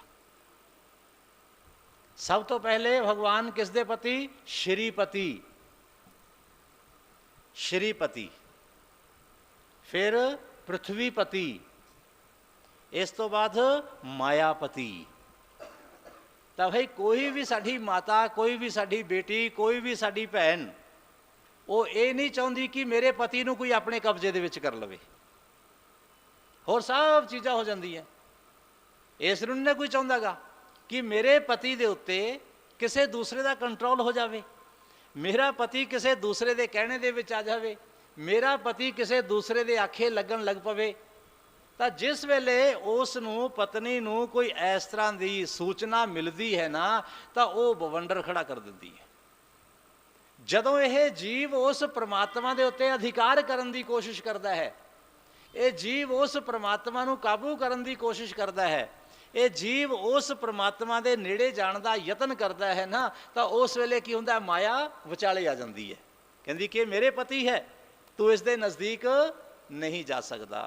तो माया इसे करके इसनूं माया कहा जाता है कि माया भगवान तक जान नहीं दिंदी, क्योंकि जिवें पति अपनी पत्नी की रक्षा करता है, उस तरह के नाल ही माया रूप जिहड़ी पत्नी है वो अपने पति की रक्षा करती कि मेरे पति के उत्ते होर किसी की निगाह ना पै जाए। तो भगवान ने, ब्रह्मा जी ने उस वेले की किया? योग माया की स्तुति की कि हे भगवती, हे महामाया, हे जगत जननी, भगवान नूं जगाओ। योग माया ने, योग निद्रा ने अपना प्रभाव छड्डिया। भगवान नारायण उठे, नारायण जी ने उठ के जिस वेले सामने मधु कैटव नूं देखिया, मधु कैटव दे नाल युद्ध शुरू हो गया। तो ग्रंथ लिखदे 5 वर्ष सहस्रानी बाहु प्रहरणौ विभौ, 5000 साल तक युद्ध होया, कोई जित्या नहीं, कोई हारिया नहीं। भगवान नारायण कल्ले ते मधु ते कैटव 2 जने। जिस वेले एक जना विश्राम करता है, एक जना युद्ध करता है, एक जना खड़ा हो जाता है, एक जना बैठ जाता है, भगवान नारायण लगातार युद्ध कर रहे हैं। तो भगवान नारायण जी ने विचार किया कि इस तरह के नाल तो ये मारे नहीं जा सकते। तो भगवान नारायण उन्होंने कहने लगे भी देखो, तुसी 2 जने हो और मैं कल्ला हाँ, आपां मर्यादा का युद्ध करिए। तुसी एक जना आराम कर लेने हो, तरो ताज़ा हो जाने हो, फिर आके युद्ध करते हो, फिर तुसी मेरे नाल लड़ाई करते हो, फिर विश्राम करते हो, तो मैनू कल्ले नू युद्ध करना पैंदा है। इस करके थोड़ा जा मौका मैनू भी दिओ कि मैं भी विश्राम कर लवां, थोड़ा जा आराम करा। भगवान नारायण जी दी उस माया दे विच जदों उलझ गए ना, तो कहने लगे ठीक है। तो भगवान नारायण जी ने उस वेले गंधर्व का रूप बनाया। जिस वेले गंधर्व का रूप बनाया प्रभु ने, गंधर्व बन के उन्होंने स्तुति करनी शुरू कर दी। जदों गाउणा शुरू कर दिता, भगवान शंकर जी के कैलाश पर्वत के उत्ते उन्हों की आवाज़ गई। कैलाश पर्वत की आवाज़ नूं सुन के भगवान शंकर उन्होंने अपने दूतां नूं भेजा कि जाओ नंदी जी, ये बहुत सुंदर गायक कौन है, इस नूं लैके आओ। नंदी जी गए, होर भगवान शंकर के दूत गए और गंधर्व नूं क्या भी चलो महाराज जी याद करते हैं। भगवान नारायण जी ਜਿਹੜੇ गंधर्व बने हुए सी शंकर जी के कैलाश पर्वत पर आए, कैलाश पर्वत पर आके उन्होंने गाना शुरू कर दिता। गायन करते करते गाँदे गाँदे गाँदे गाँदे भगवान शंकर जी नूं प्रसन्न कर दिता, क्योंकि भगवान शंकर नाच गाने वाले ते बड़े प्रसन्न होंदे है। भगवान शंकर जी का एक नाम है नटराज, नचन वालियां दे राजा। भगवान कौन? महादेव। तो भगवान शंकर जी बड़े प्रसन्न होए और प्रसन्न होके जिस वेले सारा गायन दा तार सितार वादक ढोलक बाजा सब बंद होया ना, महादेव कहने लगे भाई आनंद आ गया, थोड़े संगीत दे उत्ते असी बड़े प्रसन्न हाँ, थोड़ा संगीत सुन के अज साडा मन बड़ा प्रफुल्लित हो गया। और बोलो की चाहिए? नारायण जड़े गंधर्व रूप दे विच आए हुए सी कहने लगे प्रभु इस तरह की कृपा करो कि मेरे हथों मधु ते कैटव मारे जान।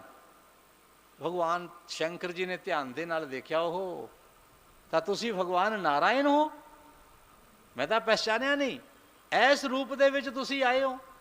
हाँ महाराज, मैं मधु ते कैटव दोनों राक्षसां नूं मारना है, मैनू वरदान दिओ किवें मारनगे। उन्हां नूं जदों मैं मारन दा यतन करदा हां ना, उस वेले ही कोई ना कोई विघन कोई ना कोई बाधा आ जाती है। तो भगवान महादेव कहन लगे कि तुसी जिन्ना चिर भगवान गणेश जी की उपासना नहीं करोगे उन्नी देर तक ये मधु ते कैटव मारे नहीं जाणगे। तो अंदरले भाई साडे जड़े मधु कैटव है, राग ते द्वेष, ये भी दोनों मधु कैटव है। किसी दे नाल राग किसी दे नाल प्रेम है साडा, वो सानू चंगा लगता है। किसी दे नाल साडा द्वेष है, वो सानू बुरा लगता है। मधु कैटव किते होर वास नहीं करते, साडे इस शरीर दे अंदर ही मधु कैटव वास करते हैं, जिहड़ा साडी प्रशंसा करता है, साडे वास्ते कोई चंगा लैके आउंदा है और उस दे नाल असीं प्रेम करते हाँ, वो सानू मिठा लगता है, सानू प्यारा लगता है। उहदा नाम है मधु, जो सानू प्यारा लगे। और जिहड़ा साडी निंदा करे, सानू कोई होर गलत रास्ते के उत्ते लै जाए या साडा अपमान करे, साडे वास्ते कोई बुरा शब्द कहे, तो भाई वो जड़ा शब्द है वो सानू चंगा नहीं लगता, वो सानू कौड़ा लगता है। उस तो असी उहदे नाल की करते हाँ, द्वेष करते हैं, उहदे नाल वैर करना शुरू कर देंगे हैं। साडे अंदर ही मधु कैटव है, राग और द्वेष, यानी किसी दे नाल प्रेम करना ये मधु है, मिठा है, वो सानू चंगा लगता है।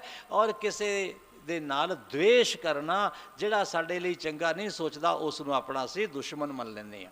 ये राग ते द्वेष कदों खत्म हुंदे है? ये राग ते द्वेष कौन है? विघन है परमात्मा नूं प्राप्त करन दे विच। परमात्मा नूं प्राप्त करन वास्ते सानू मानव शरीर कादे वास्ते मिलिया? मानव शरीर के बारे गोस्वामी तुलसीदास जी लिख रहे हैं ना, आप सारे जाने जानते हैं कि साधन धाम मोक्ष कर द्वारा, ये साधन है परमात्मा तक जान का। सोपान भूतो मोक्ष से मानुषम प्राप्य दुर्लभम, ये परमात्मा तक जान का एक जरिया है। ये सानू एक परमात्मा ने साधन दिता है। जिमें आप दिल्ली तक जाना है, कोई आदमी ट्रेन दे विच बैठ जाता है, गड्डी दे विच बैठ जाता है, कोई कार दे विच बैठ जाता है, कोई बस दे विच बैठ जाता है, वो की है? वो साधन है। और उसनों चलाने वाला कौन है? ड्राइवर। जिहड़ा चंगा ड्राइवर है वो की करता है? वो ड्राइविंग करते करते करते करते किसी जगह ते वो टेप रिकॉर्ड ला लेंदा है, गाने सुनन लग पैंदा है। होई वो ड्राइवर किते भजन सुनन लग पैंदा है, किते शब्द कीर्तन सुनन लग पैंदा है, जिस तरह की उसकी रुचि हुंदी है। कोई विच उहदे कथा ला के बह जाते, कोई माता चिंतपूर्णी का, कोई भगवान बांके बिहारी जी का, कोई गुरबाणी का, कोई ना कोई जिहड़ी चीज़ उन्होंने चंगी लगती है, कोई गाने सुनता है, कोई भजन सुनता है, कोई कीर्तन सुनता है, कोई कथा सुनता है। और सुनते सुनते उहदे नाल भी एक बंदा कोई बैठा हुंदा है, कोई दो बंदे बैठे हुंदे है, उहदे नाल भी वो गलबात करता है। भजन कीर्तन गाने गज़लां भी सुनता है, नाल दे बैठे हुए दे नाल गल भी करता है। सामने कोई उसनों वाहन आउंदा होया दिसदा है, उसनों हॉर्न भी मारदा है। ਜੇ ਕੋਈ ਨਾਲ ਦੀ ਉਹਦੇ ਨਿਕਲਦਾ ਹੈ ਨਾ, ਇਸ਼ਾਰਾ ਕਰਕੇ ਪੁੱਛ ਕੇ ਆਪਣੀ ਭਾਸ਼ਾ ਦੇ ਵਿੱਚ ਕਿ ਬਈ ਸੜਕ ਕਿੱਦਾਂ ਦੀ ਹੈ, ਅੱਗੇ ਕੋਈ ਖੜਾ ਤਾਂ ਨਹੀਂ ਗਾ, ਉਸ ਨੂੰ ਹਾਂ ਜਾਂ ਨਾ ਦੇ ਵਿੱਚ ਉਹ ਜਵਾਬ ਵੀ ਦਿੰਦਾ। ਇੰਨੇ ਕੰਮ ਕਰਦਾ ਉਹ। ਇੰਨੇ ਕੰਮ ਕਰਦੇ ਕਰਦੇ ਵੀ ਧਿਆਨ ਉਹਦਾ ਕਿਸ ਦੇ ਵਿੱਚ ਰਹਿੰਦਾ ਹੈ? ਸੜਕ 'ਤੇ, ਕਿ ਮੈਂ ਆਪਣੀ ਮੰਜ਼ਿਲ 'ਤੇ ਪਹੁੰਚਣਾ ਹੈ। ਉਸੇ ਤਰ੍ਹਾਂ ਦੇ ਨਾਲ ਇਨਸਾਨ ਦਾ ਕਰਮ ਹੈ, ਸਾਧਨ ਧਾਮ ਮੋਕਸ਼ ਕਰ ਦੁਆਰਾ। ਉਸ ਪਰਮਾਤਮਾ ਨੂੰ ਪ੍ਰਾਪਤ ਕਰਨ ਵਾਸਤੇ ਇਹ ਮਾਨਵ ਸਰੀਰ ਹੈ, ਔਰ ਮਾਨਵ ਸਰੀਰ ਦਾ ਮੇਨ ਉਦੇਸ਼ ਕੀ ਹੈ? ਪਰਮਾਤਮਾ ਤੱਕ ਜਾਣ ਦਾ। ਬਾਕੀ ਜਿਵੇਂ ਡਰਾਈਵਰ ਕਿਸੇ ਦੇ ਨਾਲ ਗੱਲਾਂ ਕਰਦਾ, ਕਿਤੇ ਗੀਤ ਸੁਣਦਾ, ਕਿਤੇ ਗਾਣੇ ਸੁਣਦਾ, ਕਿਤੇ ਗੱਲਾਂ ਬਾਤਾਂ ਕਰਦਾ ਹੈ, ਲੇਕਿਨ ਉਸ ਦਾ ਲਕਸ਼ ਇੱਕੋ ਹੀ ਹੁੰਦਾ ਕਿ ਮੈਂ ਦਿੱਲੀ ਪਹੁੰਚਣਾ ਹੈ। ਮੇਰੀ ਕਾਰ ਨੂੰ, ਮੇਰੀ ਗੱਡੀ ਨੂੰ, ਮੇਰੀ ਬੱਸ ਨੂੰ, ਮੇਰੀ ਟ੍ਰੇਨ ਨੂੰ ਕੋਈ ਕਿਸੇ ਤਰ੍ਹਾਂ ਦੇ ਨਾਲ ਦਿੱਕਤ ਨਾ ਆਵੇ। ਜਿਹੜਾ ਸਹੀ ਸਲਾਮਤ ਲੈ ਜਾਂਦਾ ਹੈ ਉਹੀ ਸਹੀ ਡਰਾਈਵਰ ਹੈ, ਤੇ ਜਿਹੜਾ ਗੱਲਾਂ ਕਰਦਾ ਕਰਦਾ ਕਰਦਾ ਕਰਦਾ ਕਿਸੇ ਹੋਰ ਰਾਸਤੇ ਦੇ ਉੱਤੇ ਪੈ ਜਾਵੇ, ਉਹ ਸਹੀ ਡਰਾਈਵਰ ਨਹੀਂ ਹੁੰਦਾ, ਉਹ ਭਟਕਦਾ ਰਹਿੰਦਾ। ਉਹੀ ਹਾਲਤ ਜੀਵ ਦੀ ਹੈ। ਜੀਵ ਇਸ ਸਰੀਰ ਦਾ ਡਰਾਈਵਰ ਹੈ। ਇਸ ਨੂੰ ਸਹੀ ਰਾਸਤੇ 'ਤੇ ਲਈ ਜਾਵੇ, ਦੁਨੀਆਦਾਰੀ ਦੇ ਫਰਜ਼ ਨਿਭਾਈ ਜਾਵੇ, ਗੱਲਾਂ ਕਰਦਾ ਰਹੇ, ਸਾਰੇ ਕੰਮ ਵੀ ਕਰਦਾ ਰਹੇ, ਤਾਂ ਚਿੱਤ ਨਿਰੰਜਨ ਨਾਲ, ਮਨ ਉਸ ਦਾ ਪ੍ਰਮਾਤਮਾ ਦੇ ਨਾਲ ਜੁੜਿਆ ਹੋਣਾ ਉਹ ਜ਼ਰੂਰੀ ਹੈ। ਜਿਸ ਵੇਲੇ ਪ੍ਰਮਾਤਮਾ ਦੇ ਨਾਲ ਸਾਡਾ ਮਨ ਜੁੜ ਜਾਂਦਾ ਹੈ, ਔਰ ਉਸ ਵੇਲੇ ਕੀ ਹੁੰਦਾ ਹੈ? ਇਹ ਦੁਨੀਆ ਦੇ ਅਸੀਂ ਕੰਮ ਕਰਦੇ ਕਰਦੇ ਕਰਦੇ ਕਰਦੇ ਇੱਕ ਚੰਗੇ ਡਰਾਈਵਰ ਦੀ ਤਰ੍ਹਾਂ ਉਸ ਆਪਣੀ ਮੰਜ਼ਿਲ 'ਤੇ ਪਹੁੰਚ ਜਾਂਦੇ ਹਾਂ। ਤਾਂ ਸੂਤ ਜੀ ਮਹਾਰਾਜ ਕੀ ਕਹਿ ਰਹੇ? ਸੂਤ ਜੀ ਕਹਿ ਰਹੇ ਕਿ ਰਿਸ਼ੀਓ, ਜਿਸ ਵਕਤ ਭਗਵਾਨ ਸ਼ੰਕਰ ਜੀ ਨੇ ਦੇਖਿਆ ਕਿ ਤਾਂ ਨਾਰਾਇਣ ਪ੍ਰਭੂ ਹੈ, ਨਾਰਾਇਣ ਪ੍ਰਭੂ ਨੂੰ ਕਿਹਾ ਕਿ ਨਾਰਾਇਣ ਪ੍ਰਭੂ ਹੁਣ ਤੁਸੀਂ ਇਸ ਤਰ੍ਹਾਂ ਦੇ ਨਾਲ ਕਰੋ, ਭਗਵਾਨ ਗਣੇਸ਼ ਜੀ ਦੀ ਆਰਾਧਨਾ ਕਰੋ। ਗਣੇਸ਼ ਜੀ ਦੀ ਆਰਾਧਨਾ ਕਰਨ ਦੇ ਨਾਲ ਤੁਹਾਡੇ ਸਾਰੇ ਕਸ਼ਟ, ਸਾਰੇ ਦੁੱਖ, ਸਾਰੀ ਬਾਧਾਵਾਂ ਦੂਰ ਹੋਣਗੀਆਂ। ਗਣੇਸ਼ ਜੀ ਮਹਾਰਾਜ ਦੀ ਉਹਨਾਂ ਨੇ ਸਤੁਤੀ ਕੀਤੀ, ਔਰ ਗਣੇਸ਼ ਜੀ ਨੇ ਪ੍ਰਸੰਨ ਹੋ ਕੇ ਉਹਨਾਂ ਰਾਖਸ਼ਾਂ ਨੂੰ ਇਸ ਤਰ੍ਹਾਂ ਦੇ ਮੋਹ ਮਾਇਆ ਦੇ ਚੱਕਰ ਦੇ ਵਿੱਚ ਫਸਾਇਆ। ਰਾਖਸ਼ ਥੋੜ੍ਹੀ ਦੇਰ ਯੁੱਧ ਕਰਨ ਤੋਂ ਬਾਅਦ ਮਾਇਆ ਜਾਲ ਦੇ ਵਿੱਚ ਉਲਝ ਗਏ, ਕਹਿਣ ਲੱਗੇ ਨਾਰਾਇਣ ਤੁਹਾਡੇ ਜੈਸਾ ਅਸੀਂ ਕੋਈ ਯੋਧਾ ਨਹੀਂ ਦੇਖਿਆ, ਤੁਹਾਡੇ ਵਰਗਾ ਅਸੀਂ ਅੱਜ ਤੱਕ ਕੋਈ ਯੁੱਧ ਕਰਨ ਵਾਲਾ ਸ਼ੂਰਵੀਰ ਨਹੀਂ ਦੇਖਿਆ, ਅਸੀਂ ਤੁਹਾਡੇ ਤੋਂ ਖੁਸ਼ ਹਾਂ, ਵਰਦਾਨ ਮੰਗੋ। ਨਾਰਾਇਣ ਕਹਿਣ ਲੱਗੇ ਮੇਰੇ ਹੱਥੋਂ ਮਾਰੇ ਜਾਓ। ਨਾਰਾਇਣ ਜੀ ਦੇ ਹੱਥੋਂ ਉਹ ਦੋਨੋਂ ਜਣੇ ਮਾਰੇ ਗਏ। ਕਥਾ ਸਾਰੀ ਤੁਸੀਂ ਜਾਣਦੇ ਹੋ, ਸ਼੍ਰੀ ਦੁਰਗਾ ਸਤੁਤੀ ਦੇ ਅੰਦਰ ਇਹ ਤੁਸੀਂ ਸਾਰਾ ਜਿਹੜਾ ਪ੍ਰਸੰਗ ਹੈ ਇਸ ਨੂੰ ਸੁਣਿਆ। तो नारायण भगवान कह रहे कि मैं भी गणेश जी महाराज की पूजा करके ही इस जगह तक पहुँचया। वेद व्यास जी कह रहे कि मेरे भी अंदर जड़े रचना दे विच बाधा विघन आए, गणेश जी की कृपा दे नाल सारे दूर होए। ब्रह्मा जी कह रहे कि दुनिया की रचना करते हुए जिस वेले मैनू बाधावां विघना ने तंग किया, तो मैं भी गणेश जी महाराज की स्तुति की, और उन्हां दी स्तुति दे नाल ही मैनू ये सारे दुखों तो छुटकारा मिलिया। तो गणेश जी की जिहड़ी वंदना, गणेश जी की जिहड़ी पूजा है ना, साडे संसारिक जिन्ने भी कर्म है, चाहे अध्यात्मवाद ते चलना होवे, गणेश जी की है सर्व सिद्ध। सर्व सिद्ध का मतलब गणेश जी जो आप स्वास्तिक बनाने हैं ना, तो उस दे आप किसी पासे मर्जी बैठ जाइए, सारे पासिया तो इको जे लगते हैं। आप ये नहीं कह सकते इन्हों की बैक साइड है, इन्हों का फ्रंट है, इन्हों के दाएँ बाएँ है, की है इन्हों के लैफ्ट राइट है, कुछ नहीं कह सकते कि जिधरले पासे बैठो गणेश जी महाराज उधरले पासे ही पूजनीय है। तो गणेश जी महाराज सब जगह ते पूजनीय है, सारे विघ्नां नूं दूर करन वाले है। और उन्हां दी कथा दा जदों साडे मन दे अंदर संकल्प आ जांदा है कि गणेश जी दी असीं कथा सुननी है, तो भाई उस वक्त साडे बाधा, साडे विघ्न, साडे रोग शोक ये दूर हुंदे है। और ये जिहड़े 10 दिन है भादों महीने दे चानणे पख दी चौथ तो लैके अनंत चौदस तक ये 10-11 दिन भगवान गणपति जी की पूजा के विशेष महत्व है।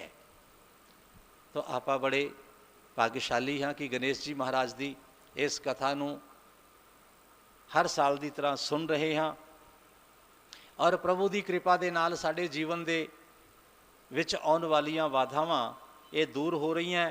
भगवान गणेश जी सारियां दे उत्ते कृपा करन, और सबनां नूं अपने चरनां दे नाल जोड़ के जीवन दे विच आउण वालियां समस्यावां, कारोबार दे विच आउण वालियां समस्यावां, अध्यात्म दे विच यानी परमात्मा तक जाण वक्त परमात्मा वाले पासे चलते हाँ ਉਹਦੇ ਵਿੱਚ ਵੀ ਬਾਧਾਵਾਂ ਆਉਂਦੀ ਹੈ। तो गणपति जी महाराज अपने प्रकाश दे नाल, गणेश जी महाराज का प्रकाश कितना है, सूर्य कोटि संप्रभ, जिवें करोड़ां सूरज इकट्ठे चढ़ जाण, इन्ना ज़्यादा उन्हां दा प्रकाश है। तो वो साडे जीवन दे विच उन्हां दा प्रकाश उतरे, उन्हां दी कथावां साडे जीवन दे विच उतरन, और साडा जिहड़ा जीवन ये बड़ा आनंद दे नाल, बड़ा सुख दे नाल और बड़ी अच्छे तरीके दे नाल बतीत होवे। साडा जिहड़ा जीवन है वो साडा सफल होवे। सफल जीवन किसदा है? सफल जीवन उसका नहीं है जिसने बहुत सारा धन इकट्ठा कर लिया, बहुत सारा सरमाया इकट्ठा कर लिया, उसका जीवन सफल नहीं है। जीवन उसका सफल है जिसने परमात्मा वाले पासे अपना मुंह कर लिया। भगवान श्री कृष्ण गीता के अंदर लिख रहे, या निशा सर्वभूताना तस्य जागृति संयमी। दो तरह के जीव उन्होंने दसे, दो तरह के प्राणी दसे भगवान श्री कृष्ण जी ने। उन्होंने कहा एक तो सुते हुए है और एक प्राणी जागते पे है। सुते कौन है? जिन्हों ने अपने लक्ष्य को नहीं पहचानिया, जिन्हों ने अपने उद्देश्य को नहीं पहचानिया, वो सुते हुए है, चाहे वो लक्ष्य किसी तरह का भी है। जेड़े अपने लक्ष्य के प्रति जागरूक है वो सुते, वो जाग रहे हैं। और जिन्हों ने अपना कोई लक्ष्य ही निर्धारित नहीं किया कि असी की करना है तो की नहीं करना, जिन्हों ने यो सोचा नहीं गा, उन्हों का जिहड़ा जीवन है वो सुते सुते व्यतीत हो जाता है। असी अपना जीवन सौ के नहीं गुजारना, असी अपना जिहड़ा जीवन है इसनूं जाग के गुजारना है। और जागना की है? भगवान गणेश जी की कृपा दे नाल साडे बाधा, साडे विघन, ये सारी चीज़ां दूर हुंदियां जाण, और साडा जिहड़ा मार्ग, साडा जिहड़ा रास्ता है ये साफ हुंदा जावे, और उहिओ साडा जागना है। तो आओ अज भगवान गणेश जी की कथा नूं आपां इसे जगह ते ही विश्रामता नहीं, क्योंकि जिन्हों ने परसों गणेश चौथ का चंद्रमा देखिया, चंद्रमा के दर्शन किए, और उन्हों का जिहड़ा प्रसंग है ना उसकी कथा आपां पत्थर चौथ की कथा उसनूं भी कर लईए। और उसकी कथा का जो महत्व है कि उस कथा नूं सुनन दे नाल पत्थर चौथ दे, कलंक चौथ दे, चंद्रमा के जो दर्शन है वह जीव नूं किसी तरह के नाल कोई दुख नहीं दिंदे। इस पत्थर चौथ की जिहड़ी कथा है इसका प्रभाव उस बुरे प्रभाव नूं दूर कर दिंदा है। और पत्थर चौथ का जिहड़ा चंद्रमा है ना, एक साल पर इसका असर रहिंदा है, अगली पत्थर चौथ तक उसका असर रहिंदा है। कई जगह ते ग्रंथां दे विच लिखिया होया मिलता है। और इहदे वास्ते की है, जदों भी हो सके दूजे, चौथे, पंजवें, सतवें, दसवें दिन जदों भी सानू ठीक लगे तो उदों ही असी इस कथा नूं सुन के इस दे दोष तो मुक्त हो सकते हाँ। तो कथा का प्रसंग आउंदा है कि एक बार भगवान श्री कृष्ण अपनी द्वारकापुरी के अंदर विराजमान सी। द्वारकापुरी के अंदर बहुत सारे लोग होर भी बैठे हुए सी। द्वारकापुरी दे विच भगवान कृष्ण सब यदुवंशियां दे नाल अपनी चर्चा कर रहे सी। और कुछ देर बाद उन्हां दे सामने सतराजित आउंदे हुए दिखाई दिते। सतराजित भगवान सूरज नारायण जी दे भगत है। और भगवान सूरज नारायण जी की उपासना की वजह के नाल उन्होंने तेज प्राप्त होया, उन्होंने एक मनी प्राप्त हुई। क्योंकि असी जिस भी देवता की पूजा करते हाँ, जिस देवता की असी आराधना करते हाँ, उस देवता की प्रसन्नता के नाल, उस देवता की कृपा के नाल सानू कुछ ना कुछ लाजमी मिलता है।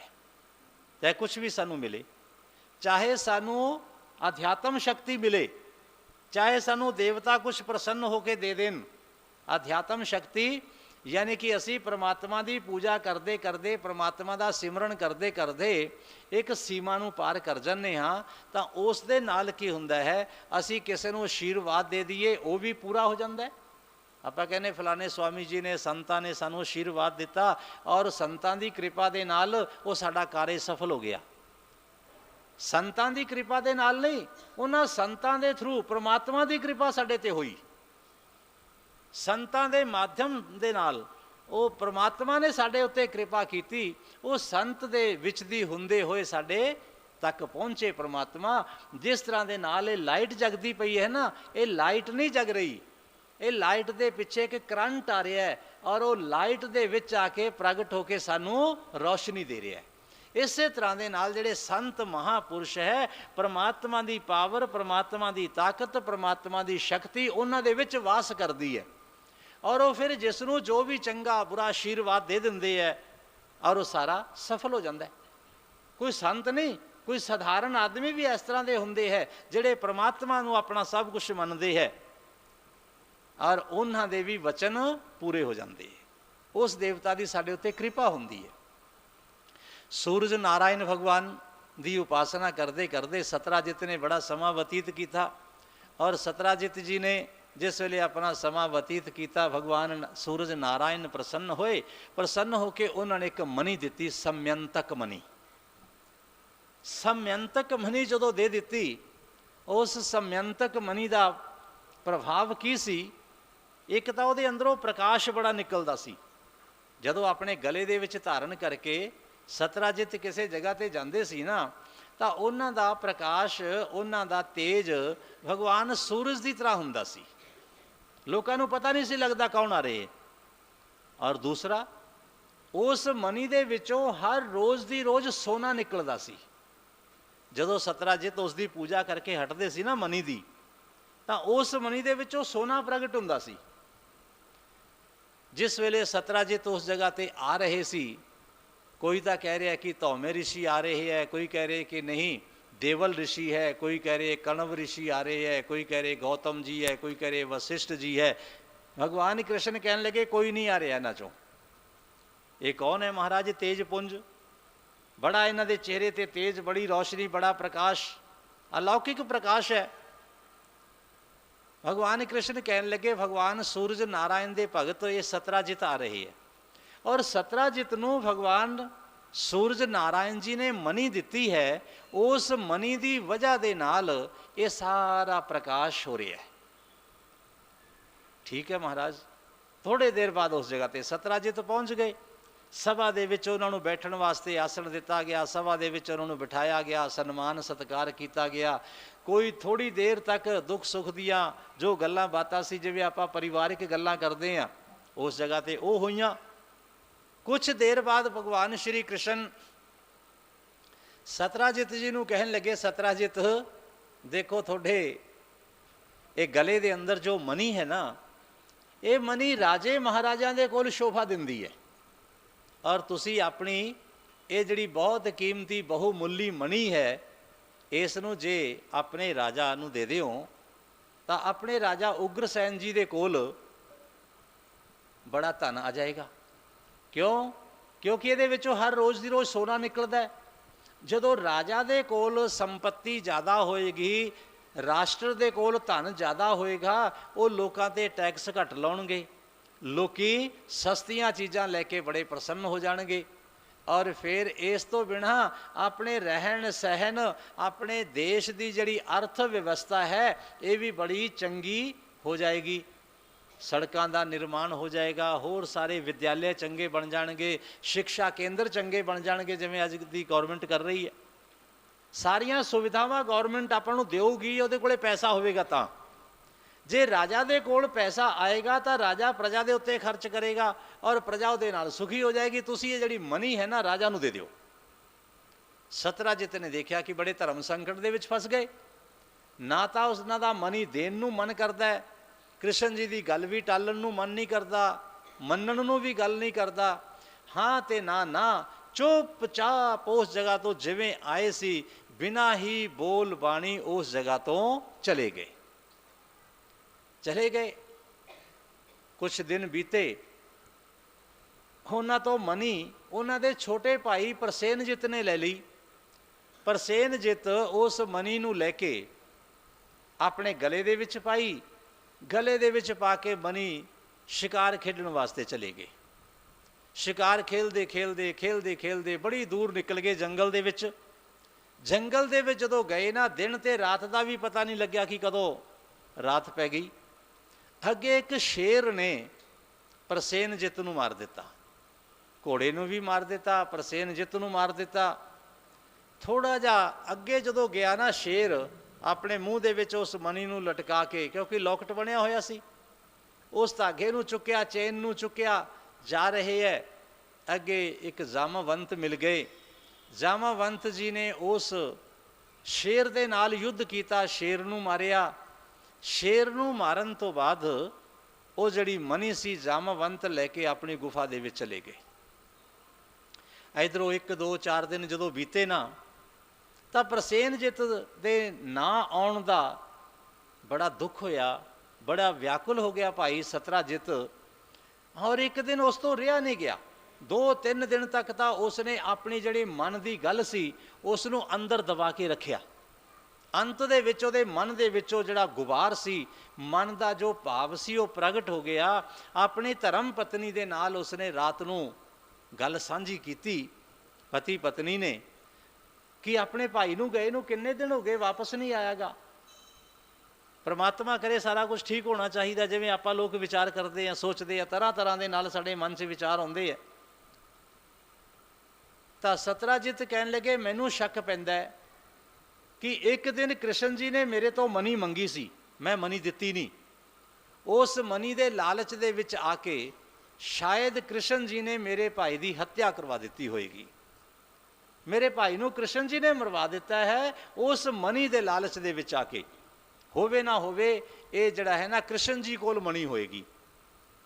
ਧਰਮ ਪਤਨੀ ਨੇ ਅੱਗੇ ਜਾ ਕੇ ਸਵੇਰੇ ਤੜਕੇ ਉੱਠੀਆਂ ਤਾਂ ਆਪਣੀ ਇੱਕ ਸਹੇਲੀ ਨੂੰ, 2 ਨੂੰ, 4 ਨੂੰ, 10 ਨੂੰ, ਇਹ ਜਿੰਨੀ ਵੀ ਕਹਾਣੀ ਸੀ, ਇਹ ਜਿੰਨੀ ਵੀ ਗੱਲ ਸੀ, ਜੰਗਲ ਦੀ ਅੱਗ ਦੀ ਤਰ੍ਹਾਂ ਚਾਰੋਂ ਪਾਸੇ ਫੈਲ ਗਈ। ਜਦੋਂ ਜੰਗਲ ਦੀ ਅੱਗ ਦੀ ਤਰ੍ਹਾਂ ਚਾਰੋਂ ਪਾਸੇ ਇਹ ਸਾਰੀ ਗੱਲ ਫੈਲ ਗਈ ਨਾ, ਤਾਂ ਹੌਲੀ ਹੌਲੀ ਹੌਲੀ ਹੌਲੀ ਇਹ ਗੱਲ ਚੱਲਦੀ ਚੱਲਦੀ ਇੱਕ ਅੱਧੇ ਦਿਨ ਦੇ ਵਿੱਚ ਦਰਬਾਰ ਦੇ ਵਿੱਚ ਵੀ ਪਹੁੰਚ ਗਈ, ਭਗਵਾਨ ਕ੍ਰਿਸ਼ਨ ਜੀ ਦੇ ਕੋਲ ਵੀ ਪਹੁੰਚ ਗਈ ਕਿ ਪ੍ਰਭੂ ਇਸ ਤਰ੍ਹਾਂ ਦਾ ਤੁਹਾਡੇ ਉੱਤੇ ਇੱਕ ਦੋਸ਼ ਲੱਗ ਰਿਹਾ ਹੈ। ਤਾਂ ਭਗਵਾਨ ਕ੍ਰਿਸ਼ਨ ਜੀ ਨੇ ਜਾ ਕੇ ਪੁੱਛਿਆ ਸਤਰਾਜਿਤ ਨੂੰ ਕਿ ਭਈ ਪ੍ਰਸੇਨਜਿਤ ਕਦੋਂ ਗਿਆ, ਕਿਸ ਤਰ੍ਹਾਂ ਦੇ ਕੱਪੜੇ, ਕਿਸ ਤਰ੍ਹਾਂ ਦਾ ਪਹਿਨਾਵਾ ਸੀ, ਕਿਸ ਚੀਜ਼ ਦੇ ਉੱਤੇ ਗਿਆ। ਕੁਛ ਨਾਲ ਲੋਕਾਂ ਨੂੰ ਲਿਆ ਆਪਣੇ, ਔਰ ਜਿਸ ਤਰ੍ਹਾਂ ਦਾ ਪਹਿਰਾਵਾ, ਰੰਗ, ਰੂਪ, ਸਵਰੂਪ ਦੱਸਿਆ। ਔਰ ਚਲਦੇ ਚਲਦੇ ਭਗਵਾਨ ਸ਼੍ਰੀ ਕ੍ਰਿਸ਼ਨ ਜੰਗਲ ਦੇ ਅੰਦਰ ਚਲੇ ਗਏ। ਜੰਗਲ ਦੇ ਅੰਦਰ ਗਏ ਜਦੋਂ, ਅੱਗੇ ਜਾ ਕੇ ਕੀ ਦੇਖਦੇ ਹੈ ਕਿ ਸਤਰਾਜਿਤ ਦਾ ਜਿਹੜਾ ਸਰੀਰ ਹੈ ਉਸ ਜਗ੍ਹਾ 'ਤੇ ਤਹਿਸ ਨਹਿਸ ਹੋਇਆ ਪਿਆ ਹੈ। ਉਸ ਜਗ੍ਹਾ 'ਤੇ ਇੱਕ ਲਾਸ਼ ਪਈ ਹੈ ਜਿਸ ਨੂੰ ਸ਼ੇਰ ਨੇ ਖਾਧਾ ਹੋਇਆ ਹੈ। ਕੋਈ ਉਹਦੇ ਅੰਗ ਬਿਖਰੇ ਹੋਏ ਹੈ, ਕੋਈ ਕੁਛ ਬਿਖਰਿਆ ਹੋਇਆ ਹੈ। ਔਰ ਕਿੱਥੋਂ ਕੀ ਦੇਖਿਆ ਕਿ ਆਹ ਵਸਤਰ ਉਸੇ ਦੇ ਹੀ ਹੈ। ਕੱਪੜਿਆਂ ਤੋਂ ਪਹਿਚਾਣ ਆ ਗਈ। ਜਿਸ ਵੇਲੇ ਕੱਪੜਿਆਂ ਤੋਂ ਪਹਿਚਾਣ ਆ ਗਈ ਕਿ ਘੋੜਾ ਵੀ ਮਰਿਆ ਹੋਇਆ ਹੈ, ਇਹ ਘੋੜਾ ਵੀ ਪ੍ਰਸੇਨਜਿਤ ਦਾ ਹੈ, ਇਹ ਕੱਪੜੇ ਵੀ ਪ੍ਰਸੇਨਜਿਤ ਦੇ ਹੈ, ਔਰ ਫਿਰ ਜਿਹੜੀ ਲਾਸ਼ ਹੈ ਨਾ ਇਹ ਵੀ ਪ੍ਰਸੇਨਜਿਤ ਦੀ ਹੀ ਹੈ। ਜਦੋਂ ਇਹ ਸਾਰਾ ਕੁਛ ਨਿਸ਼ਚਾ ਹੋ ਗਿਆ, ਇਸ ਤੋਂ ਅੱਗੇ ਹੁਣ ਕਹਿੰਦੇ ਦੇਖੀਏ ਚੱਲੀਏ। ਅੱਗੇ ਚੱਲਦੇ ਹੋਏ ਵਿਚਾਰ ਕਰਦੇ ਹੋਏ ਕੀ ਦੇਖਿਆ, ਸ਼ੇਰ ਦੇ ਪੰਜੇ ਦੇ ਨਿਸ਼ਾਨ ਆ ਗਏ। ਸ਼ੇਰ ਦੇ ਪੈਰ ਦੇ ਨਿਸ਼ਾਨਾਂ ਦਾ ਪਿੱਛਾ ਕਰਦੇ ਕਰਦੇ ਕਰਦੇ ਕਰਦੇ ਥੋੜ੍ਹੀ ਜਿਹੀ ਦੂਰ ਅੱਗੇ ਚਲੇ ਗਏ। ਜਦੋਂ ਜੰਗਲ ਦੇ ਵਿੱਚ ਅੱਗੇ ਪਹੁੰਚੇ ਤਾਂ ਅੱਗੇ ਕੀ ਹੋਇਆ, ਸ਼ੇਰ ਦੇ ਪੈਰ ਦੇ ਜਿਹੜੇ ਨਿਸ਼ਾਨ ਸੀ ਉਹ ਜਾ ਕੇ ਰੁਕ ਗਏ। ਅੱਗੇ ਦੇਖਿਆ ਸ਼ੇਰ ਦੀ ਲਾਸ਼ ਪਈ ਹੈ, ਸ਼ੇਰ ਵੀ ਮਰਿਆ ਹੋਇਆ। ਸ਼ੇਰ ਨੂੰ ਮਰੇ ਹੋਏ ਦੇਖਿਆ ਪਰ ਮਨੀ ਉਸ ਜਗ੍ਹਾ 'ਤੇ ਨਹੀਂ ਹੈ। ਉਸ ਤੋਂ ਅੱਗੇ ਫਿਰ ਵਿਚਾਰ ਕੀਤਾ ਕਿ ਹੁਣ ਕੀ ਕਰੀਏ। ਚਾਰੋਂ ਪਾਸੇ ਨਿਗਾਹ ਮਾਰੀ ਕਿ ਇਸ ਜਗ੍ਹਾ 'ਤੇ ਇਸ ਤਰ੍ਹਾਂ ਦੇ ਨਾਲ ਲੱਗਦਾ ਹੈ ਕਿ ਕਿਸੇ ਦੂਸਰੇ ਹੋਰ ਬਲਵਾਨ ਤਾਕਤਵਰ ਜਾਨਵਰ ਦੇ ਨਾਲ ਸ਼ੇਰ ਦਾ ਯੁੱਧ ਹੋਇਆ ਹੈ ਔਰ ਉਸਨੇ ਸ਼ੇਰ ਨੂੰ ਮਾਰਿਆ। ਥੋੜ੍ਹਾ ਜਿਹਾ ਚਾਰੋਂ ਪਾਸੇ ਜਦੋਂ ਗਹਿਰਾਈ ਦੇ ਨਾਲ ਛਾਣਬੀਨ ਕੀਤੀ, ਯੁੱਧ ਵਾਲੀ ਜਗ੍ਹਾ ਦਾ ਨਿਰੀਖਣ ਕੀਤਾ, ਉਸ ਨੂੰ ਚੰਗੀ ਤਰ੍ਹਾਂ ਦੇ ਨਾਲ ਦੇਖਿਆ ਤਾਂ ਅੱਗੇ ਕੀ ਜਾਮਵੰਤ ਦੇ ਪੈਰ ਦੇ ਨਿਸ਼ਾਨ ਆ ਗਏ, ਰਿੱਛ ਦੇ ਪੈਰ ਦੇ ਨਿਸ਼ਾਨ ਆ ਗਏ। ਤਾਂ ਰਿੱਛ ਦੇ ਪੈਰ ਦੇ ਨਿਸ਼ਾਨਾਂ ਦਾ ਪਿੱਛਾ ਕਰਦੇ ਕਰਦੇ ਕਰਦੇ ਕਰਦੇ ਭਗਵਾਨ ਬਹੁਤ ਦੂਰ ਚਲੇ ਗਏ। ਅੱਗੇ ਕੀ ਹੋਇਆ, ਰਿੱਛ ਦੇ ਜਿਹੜੇ ਪੈਰ ਦੇ ਨਿਸ਼ਾਨ ਸੀ ਨਾ ਉਹ ਇੱਕ ਗੁਫਾ ਦੇ ਵਿੱਚ ਚਲੇ ਗਏ। ਗੁਫਾ ਦੇ ਅੰਦਰ ਜਦੋਂ ਗਏ तो गुफा के अंदर भगवान जी ने देखा अंदरों रोशनी आ रही है, क्योंकि उस जगह पर समयंतक मनी है, सूरज की तरह उसका प्रकाश है, उसकी रोशनी है। उस समयंतक मनी भगवान को पता लग गया कि इस गुफा के अंदर है। बहुत बड़ा भारी पत्थर उस गुफा के अगे लग्या होया। भगवान कृष्ण जी ने सब नूं कहा कि भाई उठाओ, कोई उठा नहीं सकिया। अंत दे विच भगवान ने वो पत्थर पिछे हटाया। जिन्ने भी अपने नाल आए सी, भगवान ने आग्ञा दी कि तुसी सारे जाने इस जगह ते रुक जाओ और मैं अंदर जाना।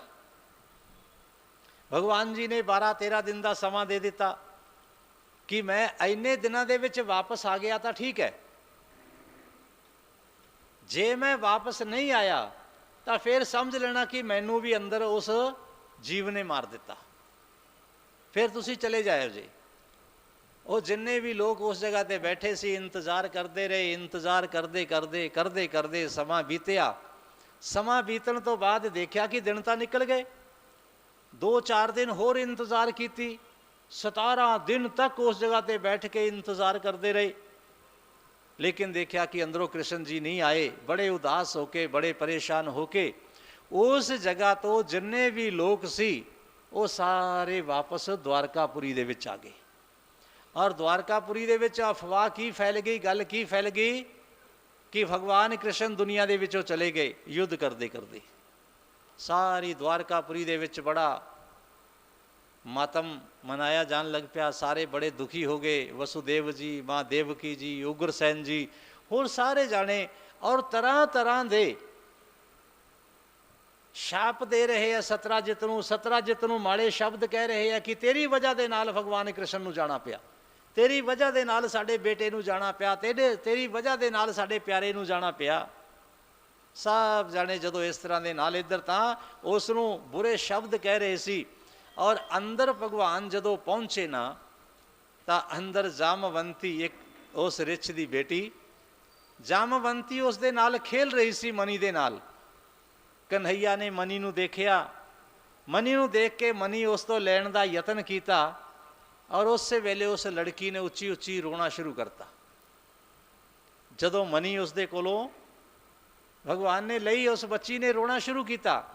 जामवंत आ गए।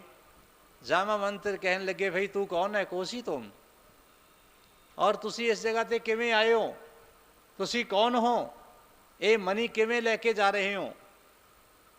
तो भगवान कृष्ण जी ने दस्या कि भाई ये मनी का मेरे उत्ते दोष लग्या है, मैं मनी लैके जानी है। जामवंत कहन लगे इस तरह के नाले मनी मिलने वाली नहीं, इस मनी नूं मैं युद्ध करके लिया। मैं शेर दे नाल युद्ध किया है, शेर नूं मारिया है, फिर मनी लैके आया, आओ मेरे नाल युद्ध करो। भगवान कृष्ण जी युद्ध करते रहे, युद्ध शुरू हो गया। 27 दिन तक लगातार युद्ध होया। दिन दे विच युद्ध हुंदा है, रात नूं विश्राम करते हैं, दिने फिर युद्ध करते हैं, रात नूं फिर आराम कर लेंदे है।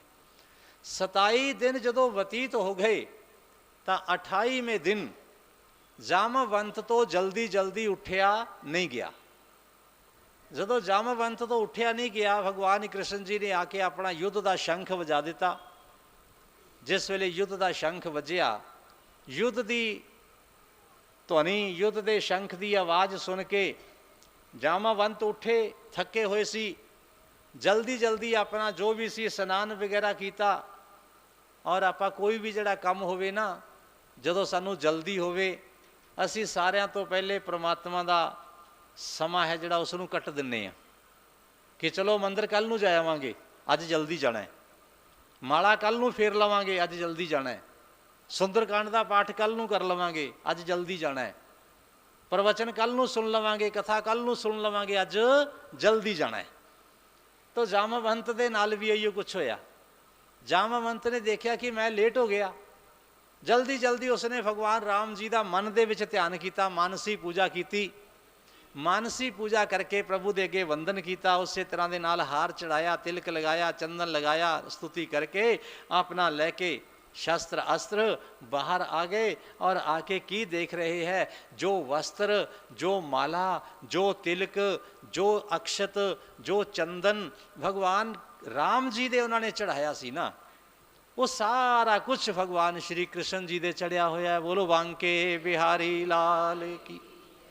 वो सारा कुछ भगवान जी दे देखिया जदों उन्होंने हाथ जोड़ के खड़े हो गए, जामावंत प्रभु मैं ये की देख रहा, मैं तो ये राम जी की पूजा करके आया सी और ये पूजा सारी थोड़ी हो गई। ये सारा महाराज कृपा करके मैनू जो भी राज है ना ये समझाओ, इसका कारण की है। तो भगवान श्री कृष्ण कहने लगे कि जामावंत अज मैं तेरी इच्छा नू पूरा करने वास्ते इस जगह ते आया सी और एक बहाना भी मिल गया मैनू आउण दा। ऋषि महात्मावां ने पूछा कि महाराज जामवंत की इच्छा की सी? तो सूत जी महाराज ने दसिया कि जिस वेले लंका का युद्ध होया ना, लंका के युद्ध दे विच बहुत सारी सेना का विनाश होया, रावण की भी सेना मारी गई, भगवान राम जी की सेना का भी काफ़ी नुकसान होया। सारिया ने अपना जी जान ला के युद्ध किया और जिस वेले सारिया नू पुछया भाई किसी की कोई इच्छा होवे, किसी की कोई कामना होवे, सारे कहन लगे महाराज साड़ी कोई इच्छा नहीं, साड़ी कोई कामना नहीं। जामावंत एक जगह ते बैठे रहे, प्रभु कह रहे कि अपने जामावंत तुसी क्यों नहीं बोल रहे? जामावंत कहन लगे महाराज ये जिहड़ी लड़ाई सी ना मेरे वास्ते दा बच्चों का खेल सी, मेरे अंदर जिन्नी ताकत है मैं तो उस ताकत का इस्तेमाल ही नहीं किया, मैं उस शक्ति का प्रयोग किया ही नहीं। मेरे वास्ते दा बच्चों का खेल सी, ये मेरे वास्ते कोई युद्ध नहीं सी। मैं एक इस तरह का युद्ध लड़ना चाहना, एक इस तरह की लड़ाई लड़नी चाहना कि मैनू पता लगे कि मैं कुछ किया है, मैनू कुछ शरीर नू पता तो लगे, मेरा शरीर नू थकावट तो आवे, मैनू पता लगे कि मैं लड़के आया हाँ। तो भगवान कहने लगे भी हुण तां युद्ध समाप्त हो गया, हुण जदों मैं अगला अवतार लैके आवांगा फिर तेरी कामना पूरी करांगा। क्योंकि भगवान ना कई कई जन्मां दा उधार जीव दे उत्ते रख दिंदे है, अपने उत्ते भी ले लेंदे है। जिस वेले राजा बली यज्ञ कर रहे सी, भगवान वामन बन के पहुंचे ना, तो बेटी ने, बली दी बेटी ने एक इच्छा जाहिर की, मन दे विच संकल्प आया कि कितना खूबसूरत कितना सुंदर यह बच्चा है, मेरे घर दे विच भी इस तरह का बच्चा होवे, मैं इसनूं अपना दुध पिलावां। भगवान कहन लगे इस अवतार दे विच तां नहीं, अगले तो अगले अवतार दे विच तेरी कामना पूरी होएगी। वरदान दे देता प्रभु ने, कई जन्मों से बुला रही हूं कोई तो रिश्ता जरूर होगा। इस तरह दे नाल नहीं असीं परमात्मा की कथा दे विच बैठदे, इवें नहीं आपां घर बार छड्ड के आ गए। परमात्मा दे नेड़े जाण दा साडा जिहड़ा रास्ता है ना वो चालू हो चुकिया है। ये नहीं पता भी किसी का हजे रास्ता अगे किन्ना क रहिंदा है, असीं सही रास्ते दे उत्ते चल रहे हाँ। सही रास्ते ते चलते चलते चलते चलते जिहड़े असीं सत्संग दे विच आउणे आ, किते होर आउणे हैं ना, तां समझो कि असीं उहनूं परमात्मा दे होर जाड़े दा नेड़े जा रहे हैं, नेड़े जा रहे हैं। अपना जिहड़ा रास्ता है यह तय हो रहा है, साडी यात्रा पूर्ण होने वाले पासे है। क्यों? भगवान कह रहे या निशा सर्वभूता ना, दो तरह दसे ना, असी जागण वालियां दे विच आं, असी सौण वालियां दे विच नहीं आ।